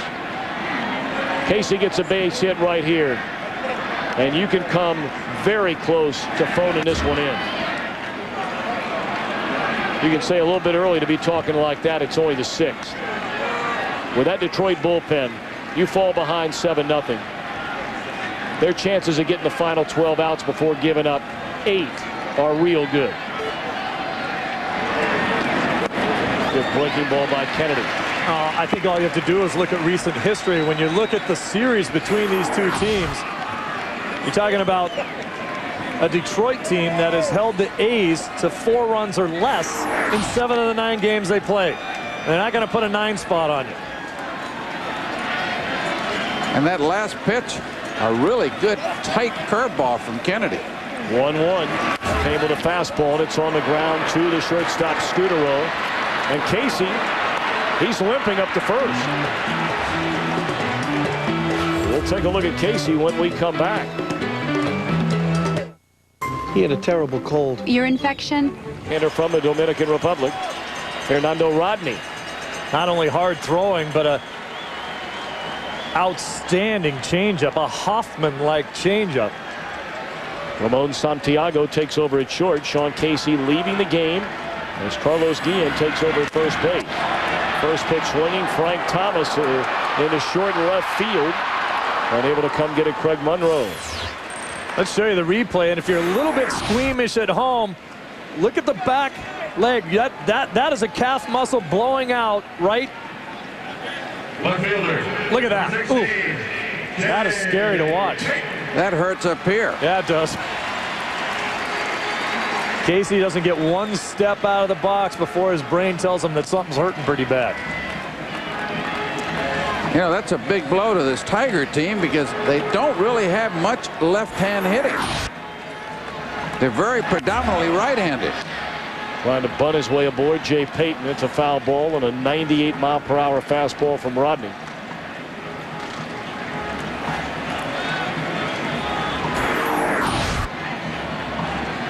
One more look at that back calf, the left leg. When he goes to put the weight on it again, thing just snaps. Ooh. That does not look like an injury that you come back and play tomorrow night. I think you'll be sidelined for a while. Well, if we get any kind of update, Chris Myers will certainly fill all of us in. And hopefully Casey's going to be all right. Swinging a foul ball back out of play, 0-2 to Payton. Thought this was a good move by Jim Leland getting Robertson out of the ball game. He started to struggle.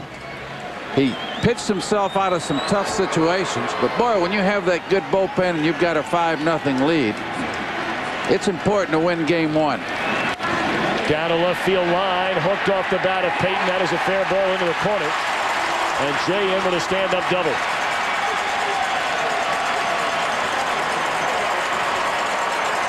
Well, tonight, HP brings you our personality profile, focusing in on Barry Zito of the Athletics. Zito, a rocky start here tonight, 3 2/3 innings, 7 hits. Know about his father, working with legendary Nat King Cole, Frank Sinatra. His favorite actor, Philip Seymour Hoffman. Barry Zito grew up in San Diego, California. And to see his numbers, all 5 runs, earned runs in 3 2/3 innings. HP, the computer, is personal again. You know, Steve, I don't know if that radar gun is accurate or not, but boy, there are a lot of balls thrown in the high 90s tonight. Well, this Detroit team has a lot of guys that can bring it in the high 90s. Well, we might see one of them after Rodney tonight. That, of course, would be, and we just call him Mr. Zemaia after watching him in the division series. And then tomorrow's starter for the Tigers, Justin Verlander. Yeah, he can get it up there at 3 digits. Verlander in his last start against the Yankees threw 9 pitches that were 100 miles an hour or more. That's going to be exciting for me because I've never been in a ballpark and seen a guy hit triple digits. Up and in, 3-0. It may not be long before Zemaia starts to get loose. Well, I have, and it wasn't very comfortable. I'm talking about Nolan Ryan. Ooh. Of course, you had about 3 of them that threw for you out of that Cincinnati Reds bullpen in your 1990 World Championship season. I sure did. Rob Dibble, Randy Myers, and Norm Charlton could get it up there also.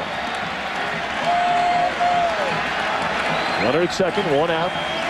3-0 on Chavez, taking all the way a strike. The A's 0 for 8 tonight with runners in scoring position. 0 for 8. Well, let's see if Chavez can sit on a good fastball here and turn on it. A's trying to break through against Rodney here in the 6th. In the air, down a left field line towards the corner, out of play. That's actually a good sign right there for Chavez. At least the direction he hit this ball. when he gets into trouble, he pulls off, gets a little too pull happy, and doesn't drive the ball the other way. A lot of his home runs still go to right field. But if he's conscious of driving the ball the other way, if he gets fooled just a little bit, he'll pull it. If he's trying to pull everything, pulls out of there, gets out in front of stuff, and rolls over too often. Will he get the changeup here, Steve, or the fastball? I think you got to challenge him with the lead you have. Gas. And that was ball 4. Boy, when it comes up there at 97, 98, 99 miles an hour as a hitter, you got to go out and get that pitch very quickly. Yeah, you have about 0.2 seconds to decide whether or not it's a strike or ball. The guy's throwing the ball in the low 80s, you can lay off that pitch. 3 for 30 for the Athletics with runners in scoring position during this postseason. 3-2 to Chavez. Ball 4. So the Athletics putting them on again. It's the 3rd straight inning. They've had 2 runners on base with 1 or less out. Well, Crawford fought about calling that strike 3. You could see him flinch a little bit. And that's why everyone's talking to Fernando Rodney out there on the mound right now. He's very upset that that pitch wasn't called a strike. He's a young kid, very emotional out there. Pudge Rodriguez saw it and came out there to talk to him, and the entire infield came in to say hello too.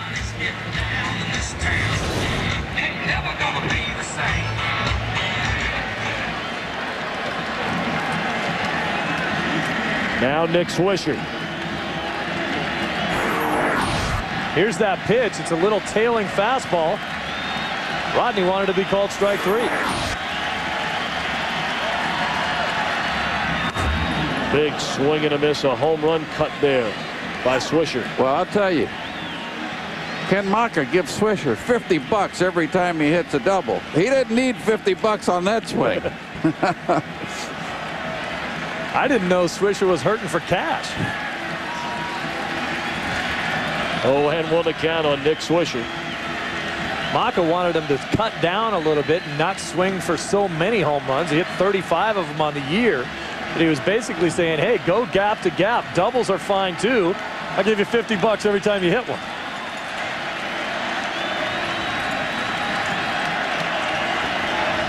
Already 3 double play balls tonight, following 170 during the regular year. Boy, a mighty rip again by Swisher at 100 miles per hour and fouled it straight back. Well, there's the first one I've seen.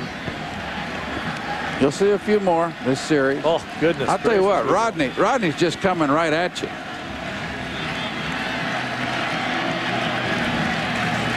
You really like the aggressiveness of these Detroit pitchers.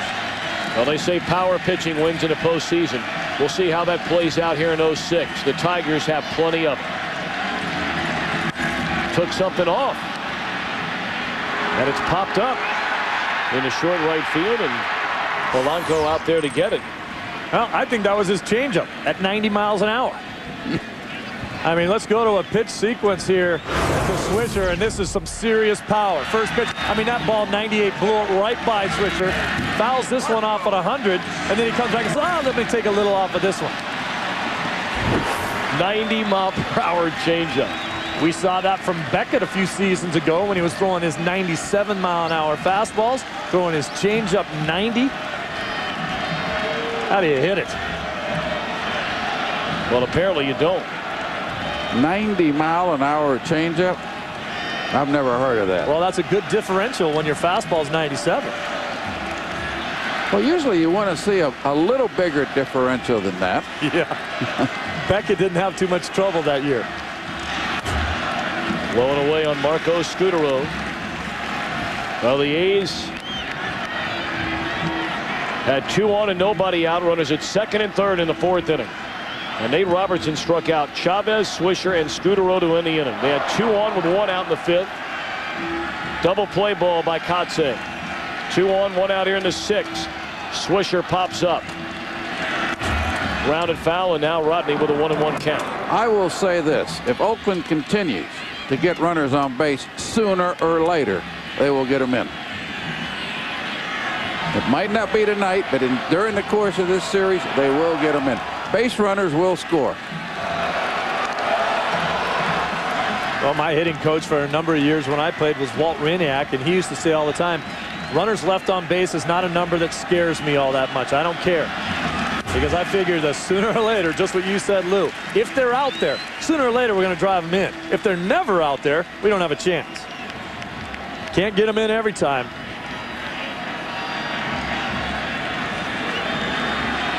Payton, the runner at second. Chavez on at first. Two away here in the bottom of the sixth inning, and the Tigers in game one of this LCS with a 5-0 lead. Can Scudero deliver here against Rodney? On the ground. Hinge is there. Inning over.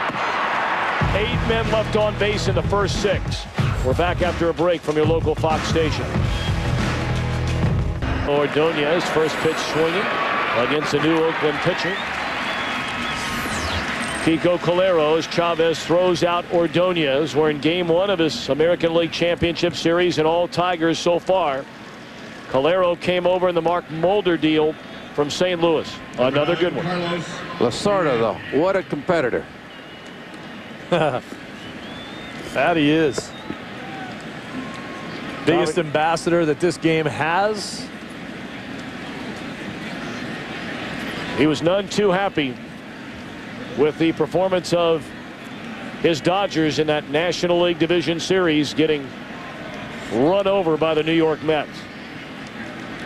I don't think the Dodgers played their best baseball, but they did get run over by a pretty darn good team. Yep. National League Championship Series begins tomorrow night. Well, Tommy just had one more pizza.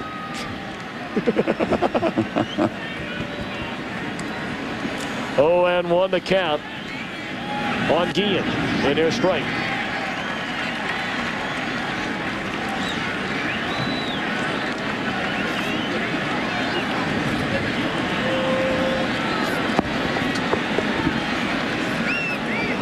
Joe Blanton, a starter the entire year for the Athletics, but here in the postseason working out of the bullpen. And they may want Blanton for the final 2 in this game.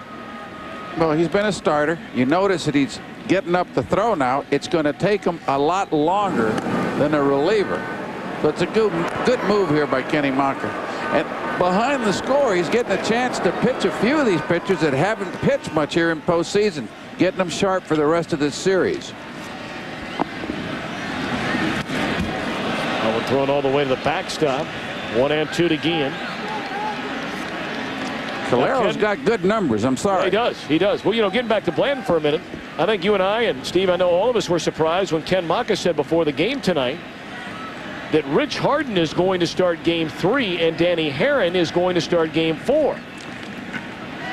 Harden's been hurt. Pitched in the fall league program, or the instructional league program in Arizona earlier today. Gave up some runs too. Yep. But they said he was, you know, very sharp, felt strong. And let's not forget that the game 3 starter usually pitches game 7. Well, I think it's ironic, I guess, just because Danny Herron has had a good year. Harden's been hurt most of the year, made a couple starts at the end of the year, and the reason why they had him in instructional league was to make sure that he did another turn in the rotation, didn't pitch in the division series. So I don't know that he's strong enough to go. They said he threw about 50 pitches and was kind of tired at the end of that. Has not had the chance to really develop the arm strength and hasn't pitched that much this season. But those that see Rich Harden pitch when healthy will tell you he might have the best stuff in the American League. Really good stuff. Really competes well. 3-2 on Guillen. 8th pitch in this at bat coming from Calero, and it's laced into right field. A 1-out single by Guillen.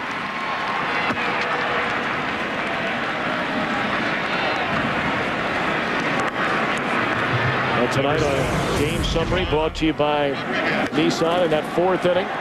Pudge Rodriguez, a home run to right center field, made it 2-0. And then a double play that wasn't turned. The throwing error by the second baseman Jimenez kept the inning alive. Inge knocked in that runner with a double to left center field. And then Polanco with a 2-out run-scoring single.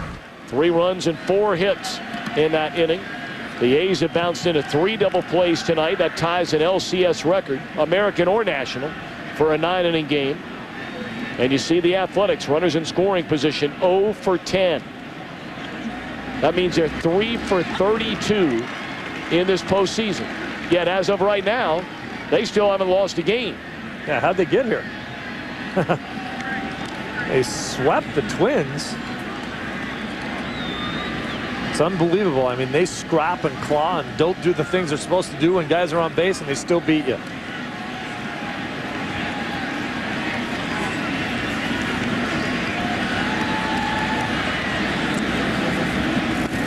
Low and away to Pudge. Ian's got a pretty good lead over there, and he's very capable of stealing a base. Stole 20 this year. Probably more than any other Detroit base runner. Oh, yeah. Curtis Granderson has base stealing type speed, but he's still young. He told me he'd like to run more, but Leland is one of those guys that says if you're going to steal a base, you better be safe. He said he got thrown out a couple times early in the season. They stopped running him all that much. Yeah, he had what, 5 or 8 stolen bases, and he got caught stealing 5 times. Is not a great ratio, but I think they're bringing him along slow. They're going to teach him how to steal. He'll run more often as he gets older. Well, they've got Van Slyke over there at first base. He was a pretty good base runner. Yep. 1-2 the count on Ivan Rodriguez. 1 of 3 hit that solo home run in the 4th inning. And that one served into right field, a base hit. Bradley getting to it quickly and advancing 90 feet is Guillen. All of his base hits are to right field. He made an out to right field. We talked about this guy's flat out an opposite field hitter. He starts hitting the ball like that, he's going to be a handful for these A's all season long.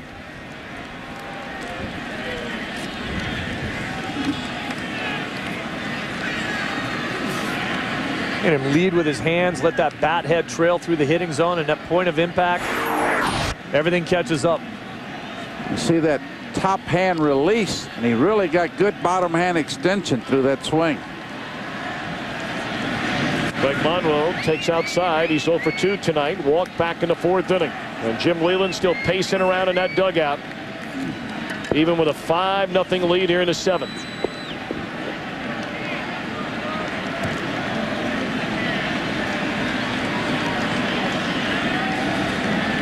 Monroe knocked in 92 runs during the regular season, and he's ahead in the count 2-0. Blanton continues to throw in the Oakland bullpen.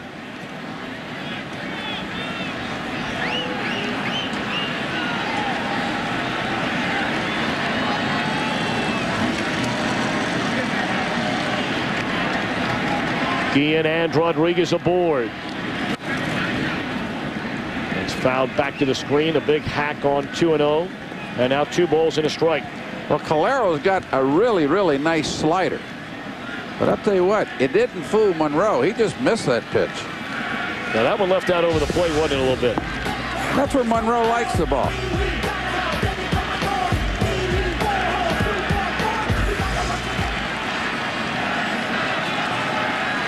Usually you see a hitter with 28 home runs or so, and you think to yourself, boy, I better stay away from him. But Monroe, what you like to do if you can is tie him up inside.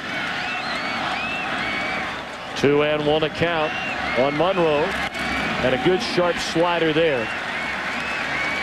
He's got a good one.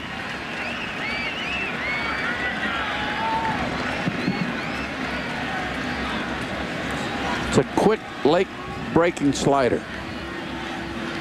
Tough pitch to hit. Valero looking in, and Kendall hanging a sign, still looking in there, and now gives it the okay. 2 on, 1 out, and a 2-2 pitch coming. Runner going to second, and it's in the air to short right field. And waiting on it is Bradley for the second out of the inning.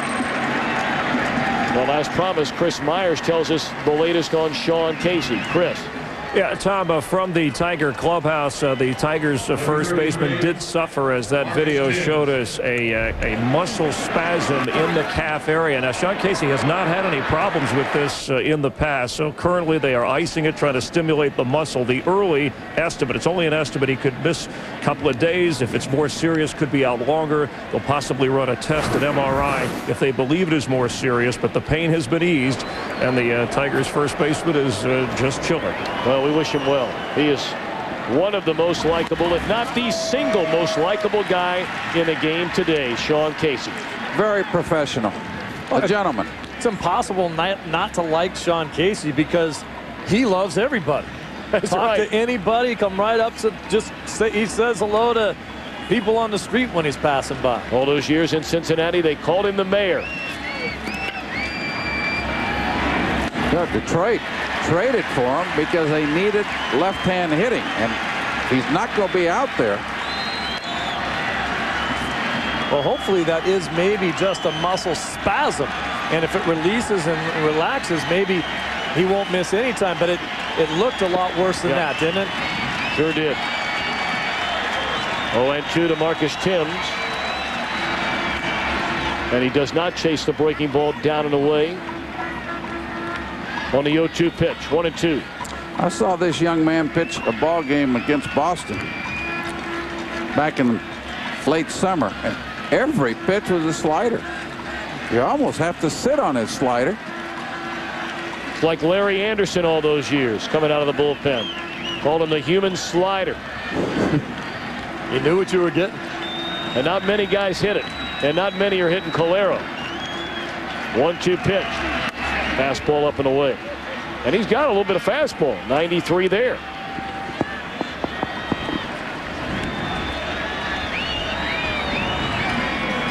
Especially the back half of this order. We talked about the power in the back half of the order for Detroit. And with Timms up there, a guy that can hit the ball out of the plate, he's hoping one of those sliders hang just a little bit. One thing he hasn't done, he hasn't pitched inside at all. And if you want to throw that breaking ball as predominantly as he does, it's good to run that fastball in off the plate. It opens the outside part of the plate for you a little bit. And it doesn't really hurt you because your intent with that pitch isn't even to throw a strike. So run it in there, get the guy off the plate. You don't care if you're throwing for a strike. You're going to go right back out there with that slider anyway. Just keep the guy honest and make him believe that you'll come back in there. Guillen and Rodriguez aboard with 2 away. And it's popped up. Right side of the infield, Jimenez is there. And the Tigers leave 2. Oakland coming to bat, down 5.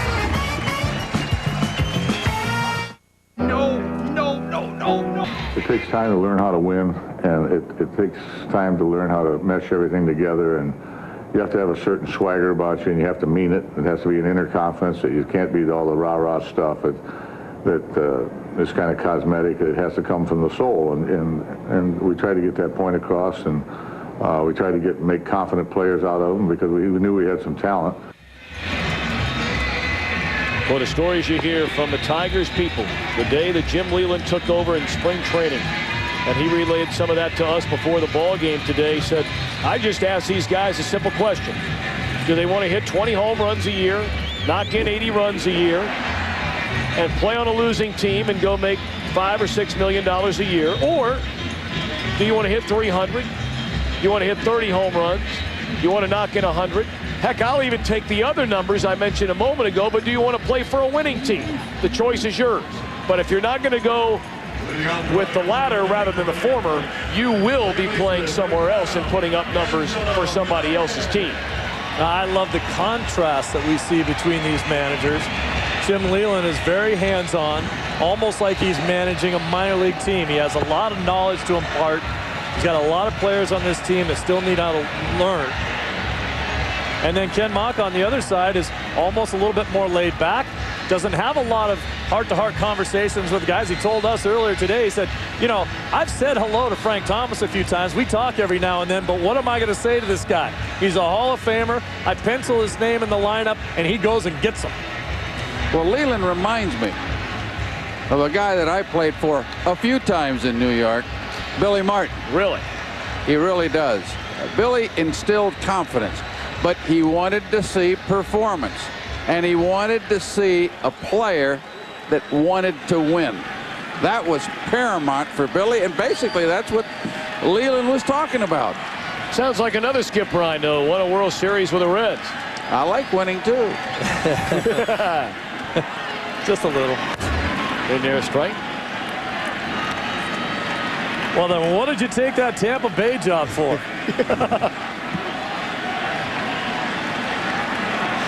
You've left Mr. Piniella speechless. Well, they told you they were going to try to win down there, and I don't think they ever really kept their promise to you, did they? Well, they went with a lot of young players. It was more of a developing job than it was a winning job. Boy, that's tough business in that American League East. Yeah, with the Red Sox, the Yankees, Toronto. Check swing. It looked like Jimenez went around. He did. 1-2 to count. D'Angelo disagreeing. The A's have 3 more shots at him. 9 outs to play with. They've been shut out on 7 hits. It's amazing to think they've left 8 men on base while bouncing into 3 double plays. Rodney thought that was strike 3. Boy, Chuck Hernandez really likes Rodney. Competes very well. Got a rubber arm, can pitch almost every day.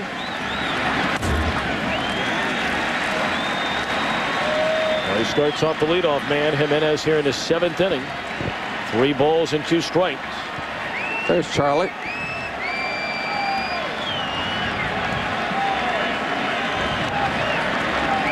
The Tigers, the #1 pitching team in all of baseball. Now think about how tough that is to do in the American League. You got the DH you have to deal with. You know they fire up a lot of runs in the American League. And Detroit leads all of baseball in team ERA. Hadn't been done by an American League team since '01. The Mariners did it.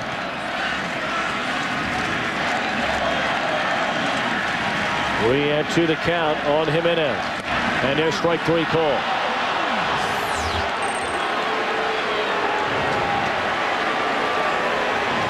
Here is tonight's WebMD symptom checker, Mark Ellis. We talked about his injury in the Division Series Game 2 at Minnesota. A broken right index finger hit by a Joe Nathan pitch in the 9th inning.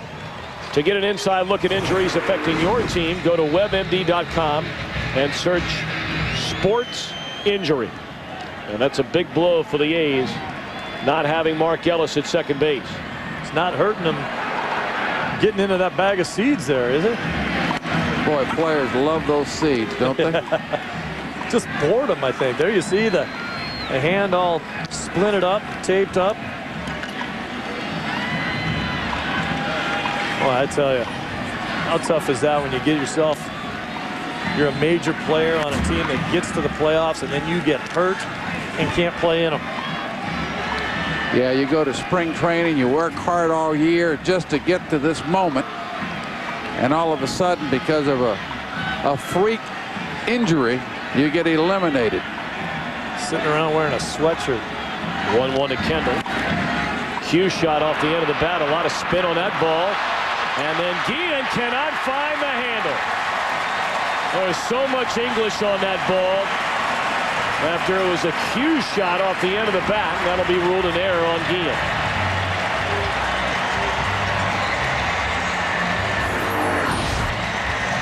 Look at the spin on the ball. It's just going to spin right out of the glove of Guillen.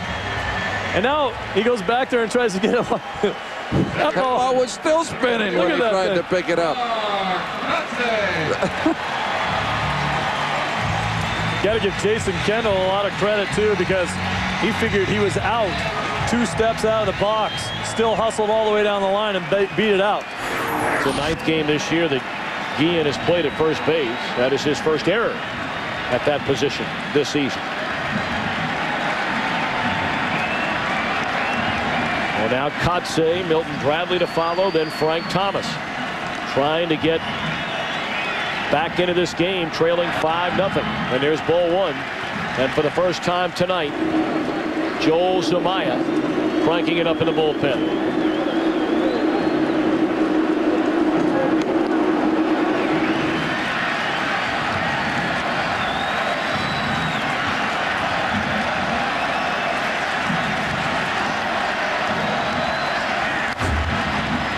Kotze fouls it away.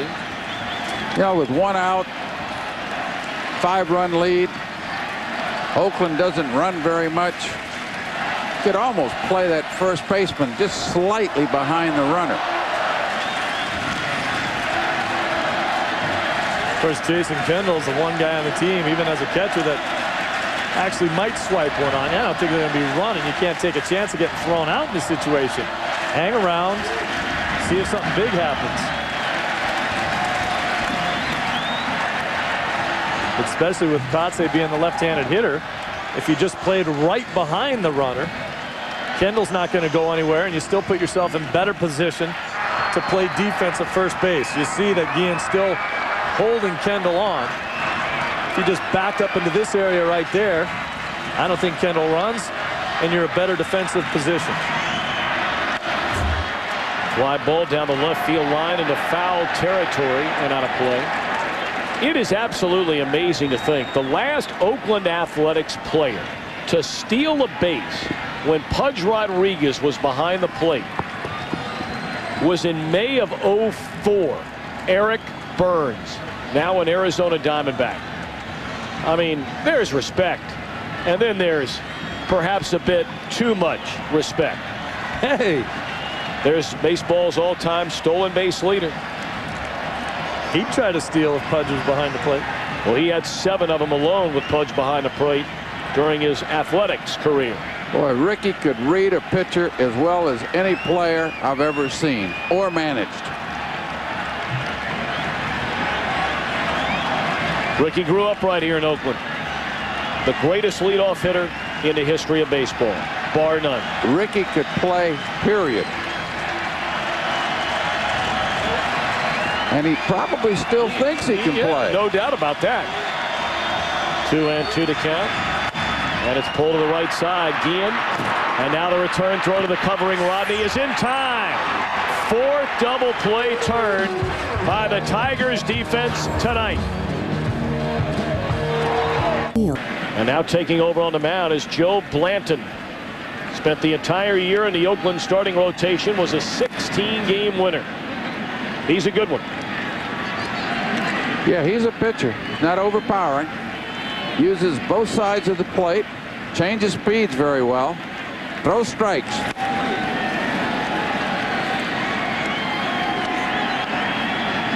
Glenn could turn out to be a very key component or player, as he has issued a 4-pitch walk to Inge, who is on base for the 4th time tonight. So the leadoff man aboard. Let's quickly check in from Los Angeles with Jeannie Zelasco. Well, the Mets will tell you the right team from New York is still alive in the postseason. David Wright and his Amazeballs will get back to work tomorrow night on Fox. Game 1 of the NLCS. Mets and Cardinals. Jeff Weaver versus Tom Glavine. At the same time, Game 2 of the ALCS. Both games available on Fox Sports and FX. Home team will be on Fox. Jeannie, thank you very much. Looking forward to the National League kicking off tomorrow night. Tom Glavine, what a sensational effort he had in Game 2 in that series over the Dodgers. And you're talking about a pitcher that's really made a transformation. He's really pitching inside this year. Don't want to forget about Jeff Weaver either. I mean, he started the year, pitched horribly for the Angels. You know, the Cardinals took a flyer on him, and he has pitched and won some big games for St. Louis, including against San Diego. Dave Duncan, the Cardinal pitching coach, has helped him out.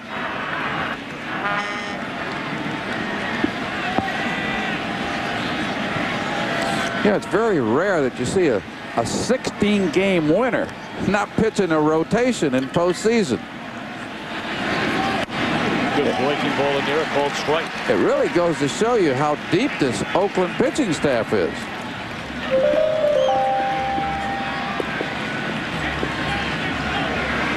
There you see the game 3 and 4 starters for the Oakland Athletics in this series. That one pulled to the right side. They get the lead runner. That's all they're going to get. Granderson, that first one away.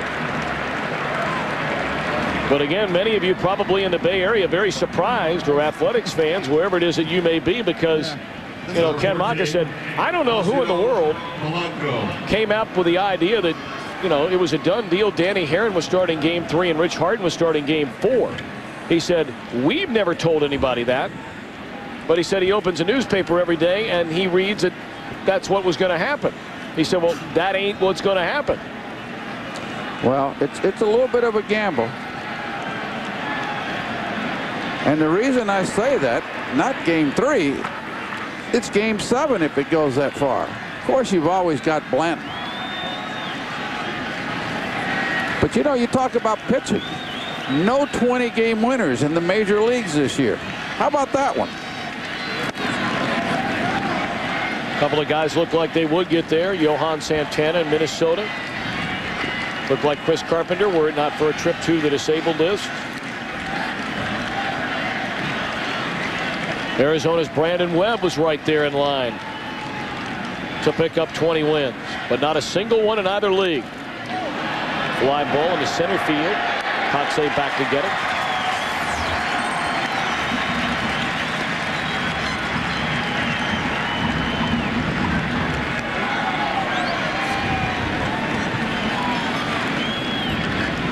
Number 39. Ramon Santiago. Now Ramon Santiago will bat for the first time.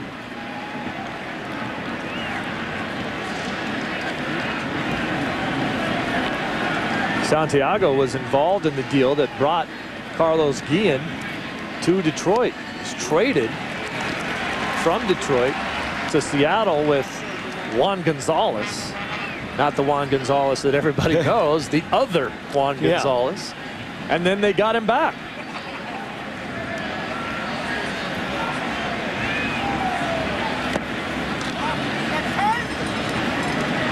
Well, Zamaya continues to throw in the Detroit bullpen. And when you see that, he's coming in. Rodney has given him 2 innings behind starter Nate Robertson. And a 1-1 pitch up and away. It's another time to get later into the game. It's an eighth inning now. It's a 5-run lead. You get to the point where if you have a big lead on someone, you don't run. But this is not an enormous lead. I think it's a good time for Granderson to work on his stolen base attempts. Fly ball into right field. This should end the inning. And it will. So a tall order for the Athletics. They're down by 5. And here comes Big Zamaya. Of a broken bat on the first pitch thrown by Joel Zamaya, the 21-year-old flamethrower out of Chula Vista, California. Oh man, that bat just exploded, and you know, I don't really think that he got jammed on that. I think that ball hit right on the barrel of the bat. Sometimes it just exploded. Might have got in on just a little, but you mean that ball had teeth on it? Oh yeah. Home-like pitch. Well, Bradley tuned it up a notch here. 103-mile-per-hour fastball. Zamaya working out of the bullpen for the first time in his career in his rookie season. 3rd among all American League relievers with the 97 strikeouts. Opponents hit 187 against him. Wow. Boy, when you can get over a strikeout an inning late in the ball game, what an advantage. Oh, Bradley, a couple of good swings. This one driven into deep left center field. And don't tell Milton Bradley about that Joel Zamaya hard stuff. He turned around one foul on the last pitch and drove that one almost out of here. Well, every once in a while you got to throw another pitch. If you're sitting dead red, a lot of Major League fastball or a lot of Major League hitters can hit a 100-mile-an-hour fastball. That's a picture-perfect swing on a 100-mile-an-hour fastball, turning it around.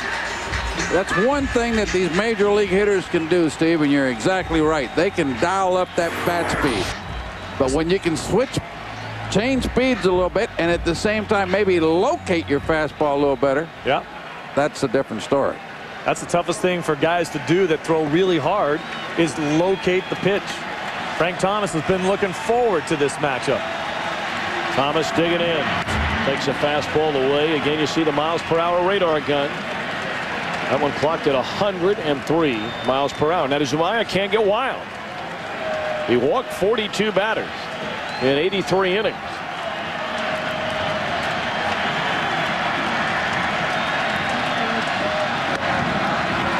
Fastball in there, strike. Thomas, a pair of home runs during the division series. He's trying to get his team on the board here in the bottom of the 8th inning. A leadoff double by Milton Bradley.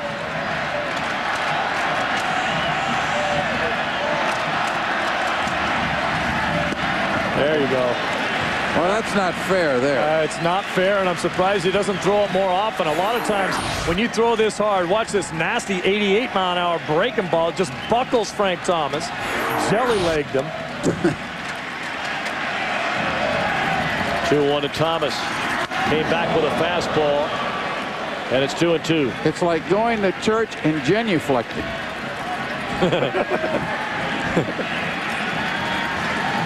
I'm not sure what genuflecting means, but I'm not thinking it's good.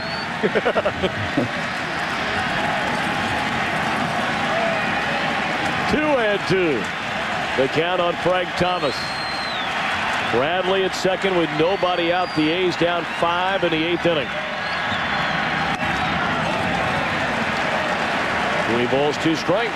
Let's take a look at Zumaya's motion towards the plate. He's so strong with the lower half. Drop and drive, big long stride, and then so much torque over the top of that front leg. That looks really fast, even in Exmo slow motion. 3-2 on Frank Thomas. Check swing.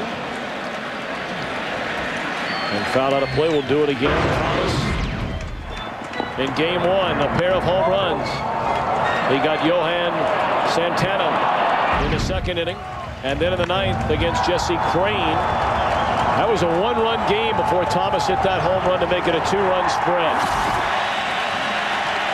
3-2 to the big hurt. Runner going to third, and a ground ball to the left side. That throw nearly pulled Guillen off the back. You really got to wonder about Bradley running there. I mean, your team is down 5 runs. You haven't run the entire game. And why you're running on a 3-2 pitch to Frank Thomas? Well, they weren't holding him, number 1. Number 2, Zumaya is fairly slow to home plate. I sort of like that type of baseball. I sure do. Don't get thrown out. Don't get thrown out is right, but you know what? You ground the ball to third base instead of shortstop. The third baseman's trying to cover the bag. And before you know it, you got runners on. Well, you got to run in and a man on first. So yes, I like that type of baseball. But you're right. Don't get thrown out. If you're thrown out, you never play again. I know. Well, I just wonder. The only reason I bring it up there, Lou, though, is because you hear a lot of times some of the big power hitters in the game, and clearly Thomas is one of them. You'll hear a lot of them say, I don't like seeing all this stuff going on. You don't like when you're trying to zero in on a 3-2 pitch. And in a surprise situation, Thomas doesn't know he's going. He doesn't expect him to go, and his focus is on the pitcher and the release point, and you see a guy run in front of you trying to steal the base. You all are making great legitimate points, but I would rather have a man on third with 1 out. And right now it's going to bring in a run. Kick save and out at first. Zumaya's going to get an assist on this play, and he kicked it over to Inge at third. There's an argument at first because they don't think that Peyton was out. Very close play. Well, Ken Maka coming out to argue with Hunter Wendelstadt, the first base umpire. Peyton thought he lugged it out. I just want to see Zumaya be a goalie. He stumbled a little bit on his follow-through, and the ball just hit him in the foot and bounced right to Inge. A little bit of a soccer move. Yeah, kick saving a beauty. Watch this. Almost knocked him down. Inge comes in. Hustles makes the play. He's out. Third baseman, number 3. Well, that's pretty close. Out. Yep. Nice call down there by Wendelstedt. It's amazing how close that play is. Enough to get every A's fan and half their players upset about it. Mr. Lyons should have been an umpire. I'd have been a lot better. In a deep left center field, Granderson in front of the wall has room, and that'll end the inning. So the A's get on the board. We go to the ninth. 5-1 Detroit.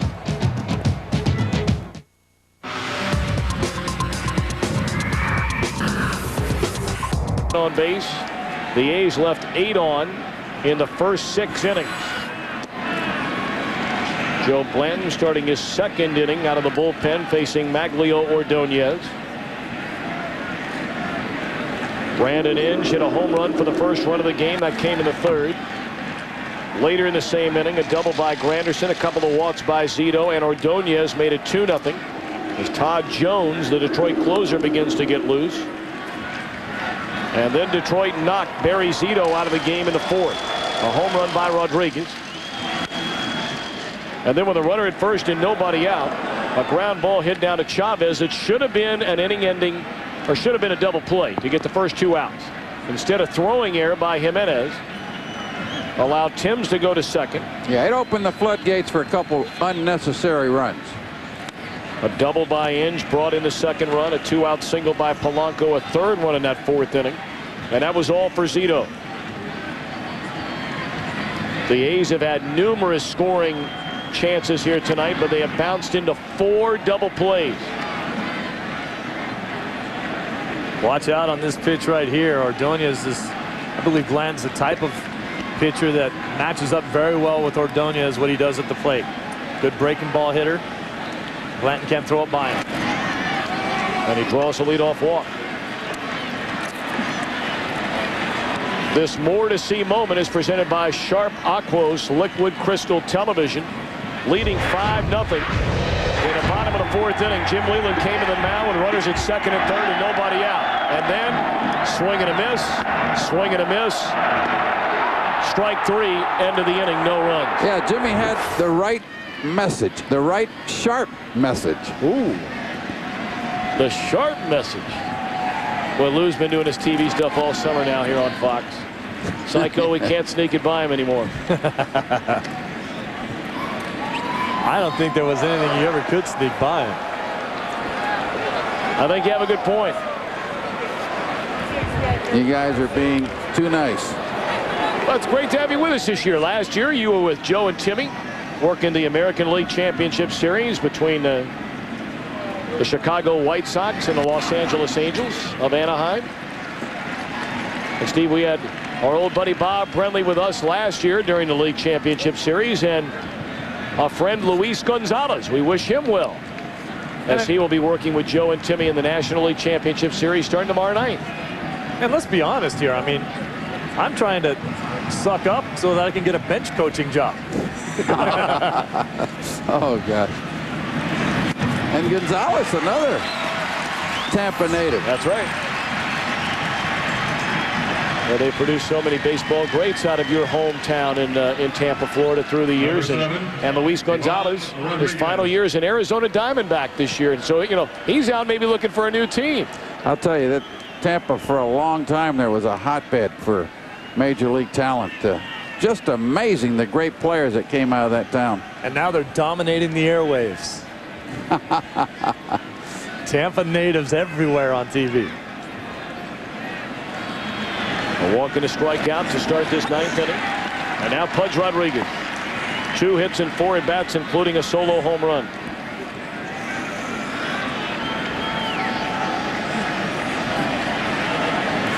Well, Don Slott, the hitting instructor here for Detroit, and Andy Van Slyke both worked together with their hitters. They were saying that they thought Pudge Rodriguez was stuck towards the end of the year, and what they meant by that was he wasn't getting to his front side very well. There's Andy.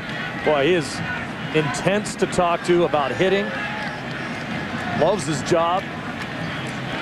I think Rodriguez is doing a much better job of getting unstuck getting to that front side a lot better, still using that inside-out swing, and now driving the ball to the opposite field instead of just flipping it over there and getting out in front of pitches and rolling over them like he was. So many ties on his Tigers coaching staff as their strike 3-2 Pudge Rodriguez for the second out of the inning.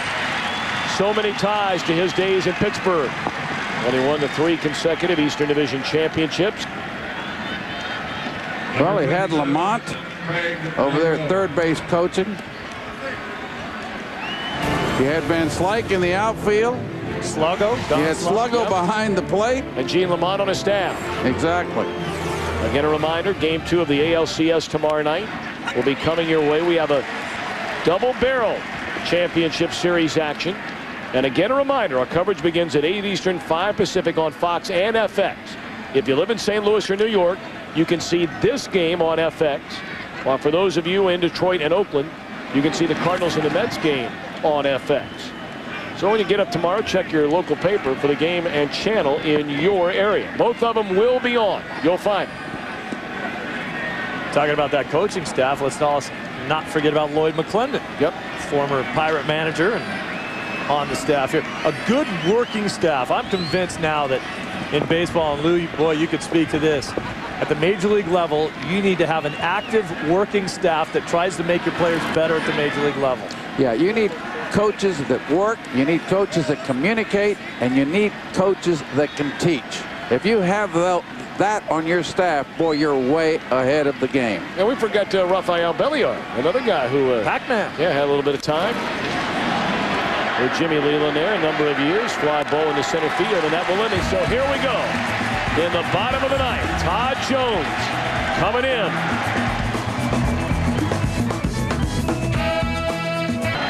Four in a row out of the strike zone to start the ninth inning. That's not the typical Todd Jones. We talk about what he pitches. He says his normal pitch that he likes to throw is a cut fastball. He holds it like this. He's got big hands, so his thumb is literally under the ball. It's not like he's holding on to it. And then he says, I throw it like a football. I'm trying to throw a spiral with a baseball, which was a great analogy of how he throws the ball. But he's been in the game 14 years. I asked him, well, how is that different than throwing a slider, which is fastball, fastball, and then cut it at the end? He said, you know, I don't know. I've never thrown a slider. 14 years in the game, doesn't know how to throw a slider, but he's got that cutter. Another one of the real likable guys in the game. Great Todd, guy. He's as engaging a guy as you'll ever meet. And a tremendous competitor. Now, it's funny when people talk to you about the way they throw pitches. Like Nate Robertson today, his changeup is the Vulcan change. He literally puts it between his middle and ring finger when he throws it. And he's talking to me about throwing a football. Well, he has found the strike zone with a fastball. Just trying to throw a spiral. Marinelli's been looking for that over with the Lions. Yeah, exactly. 0-1 the count. Yeah, they should have taught Joey Harrington how to do that while he was in Detroit.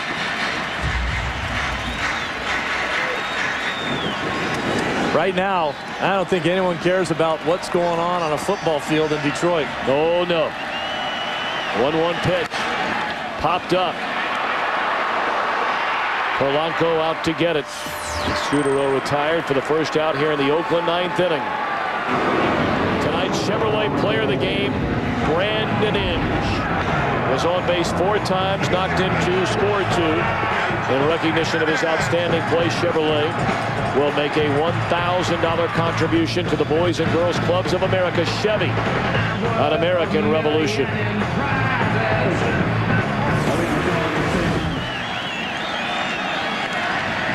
Now Jimenez with 1 on and 1 out. Strike 1. You know, guys, one of the more enlightening things that Todd Jones told me about his pitching is that he said he got a lot better when Paul LaDuca, who he threw to down in Florida, actually taught him how to use his cutter. He said, I knew how to throw it. I didn't know how to use it. LaDuca taught me how to do it. Begged him to get in on hitters from the left-hand side of the plate and taught him how to run it away from righties. Pretty amazing, I think, when a pitcher will actually admit that the catcher taught him how to pitch. Well, they've been saying that about Dave Duncan for a long time. A catcher teaching guys how to pitch. Bouncing ball, slowly hit, and Polanco just going to take the sure out. Well, that was a good play by Polanco with a 4-run lead. You get the sure out. A little chopper. You can see that he takes a quick look at second base, but he takes the sure out at first. He wanted to go to second. You see the snarl on his face? Wish I could get you. Well, the A's with this at bat have a chance to tie a postseason mark that they want no part of. The largest offer with runners in scoring position in any postseason game ever. St. Louis against the New York Mets in game 1 of the 2000 LCS went 0 for 13. Oakland right now is 0 for 12, and there is a runner in scoring position. Well, it makes it exceedingly hard to win. And their inability has cost them this ball game. Jason Kendall lifts a fly ball to right, and this ought to do it. So the Detroit Tigers playing in the American League Championship Series for the first time since 1987 come to Oakland and win game 1. And again, dominant pitching for Jim Leyland's club, the best pitching team in all of baseball. Robertson, Rodney, Zamaya, and Jones combined to allow 8 hits and only 1 run. And it's not going to get any easier tomorrow with Verlander on the hill, who brings it at about 100 miles an hour as well. Especially with that glare that some of the hitters were complaining about today in the shadows. And Brandon Inge, who had such a quiet division series, 2 for 15, did not have an extra base hit. He didn't even drive in a run in the 4-game set against the Yanks. But tonight, on base 4 times, a home run, a double, scored twice, and knocked in 2. Let's send it downstairs to Chris Myers. Tom, that's what's great about October baseball. You never know who's going to be the hero. The number 9 hitter, 3 big hits. Brandon Inge, congratulations on setting the tone. Talk about the game plan against Barry Zito and why it worked for you and this team tonight. Well, of course, you know he's a great pitcher. He's going to hit his spots well, and the thing we would try to do the most is stay off that inside fastball, because as soon as he threw that one, he seemed to go away with the changeup, and so our game plan was kind of just sit on some changeups out over the plate and make him throw a strike. And you know, of course, he's got an unbelievable curveball and a good changeup, of course, but maybe we can slow it down against him a little bit. It would work out better. And for you, I know a frustrating Yankee series personally, taking game 1 here, very critical. Yeah, I told him I handed all my hits out in the Yankee series to all the other guys. I told him I'd pick them up later, so maybe I'm doing it now. All right, and you were here in 2000.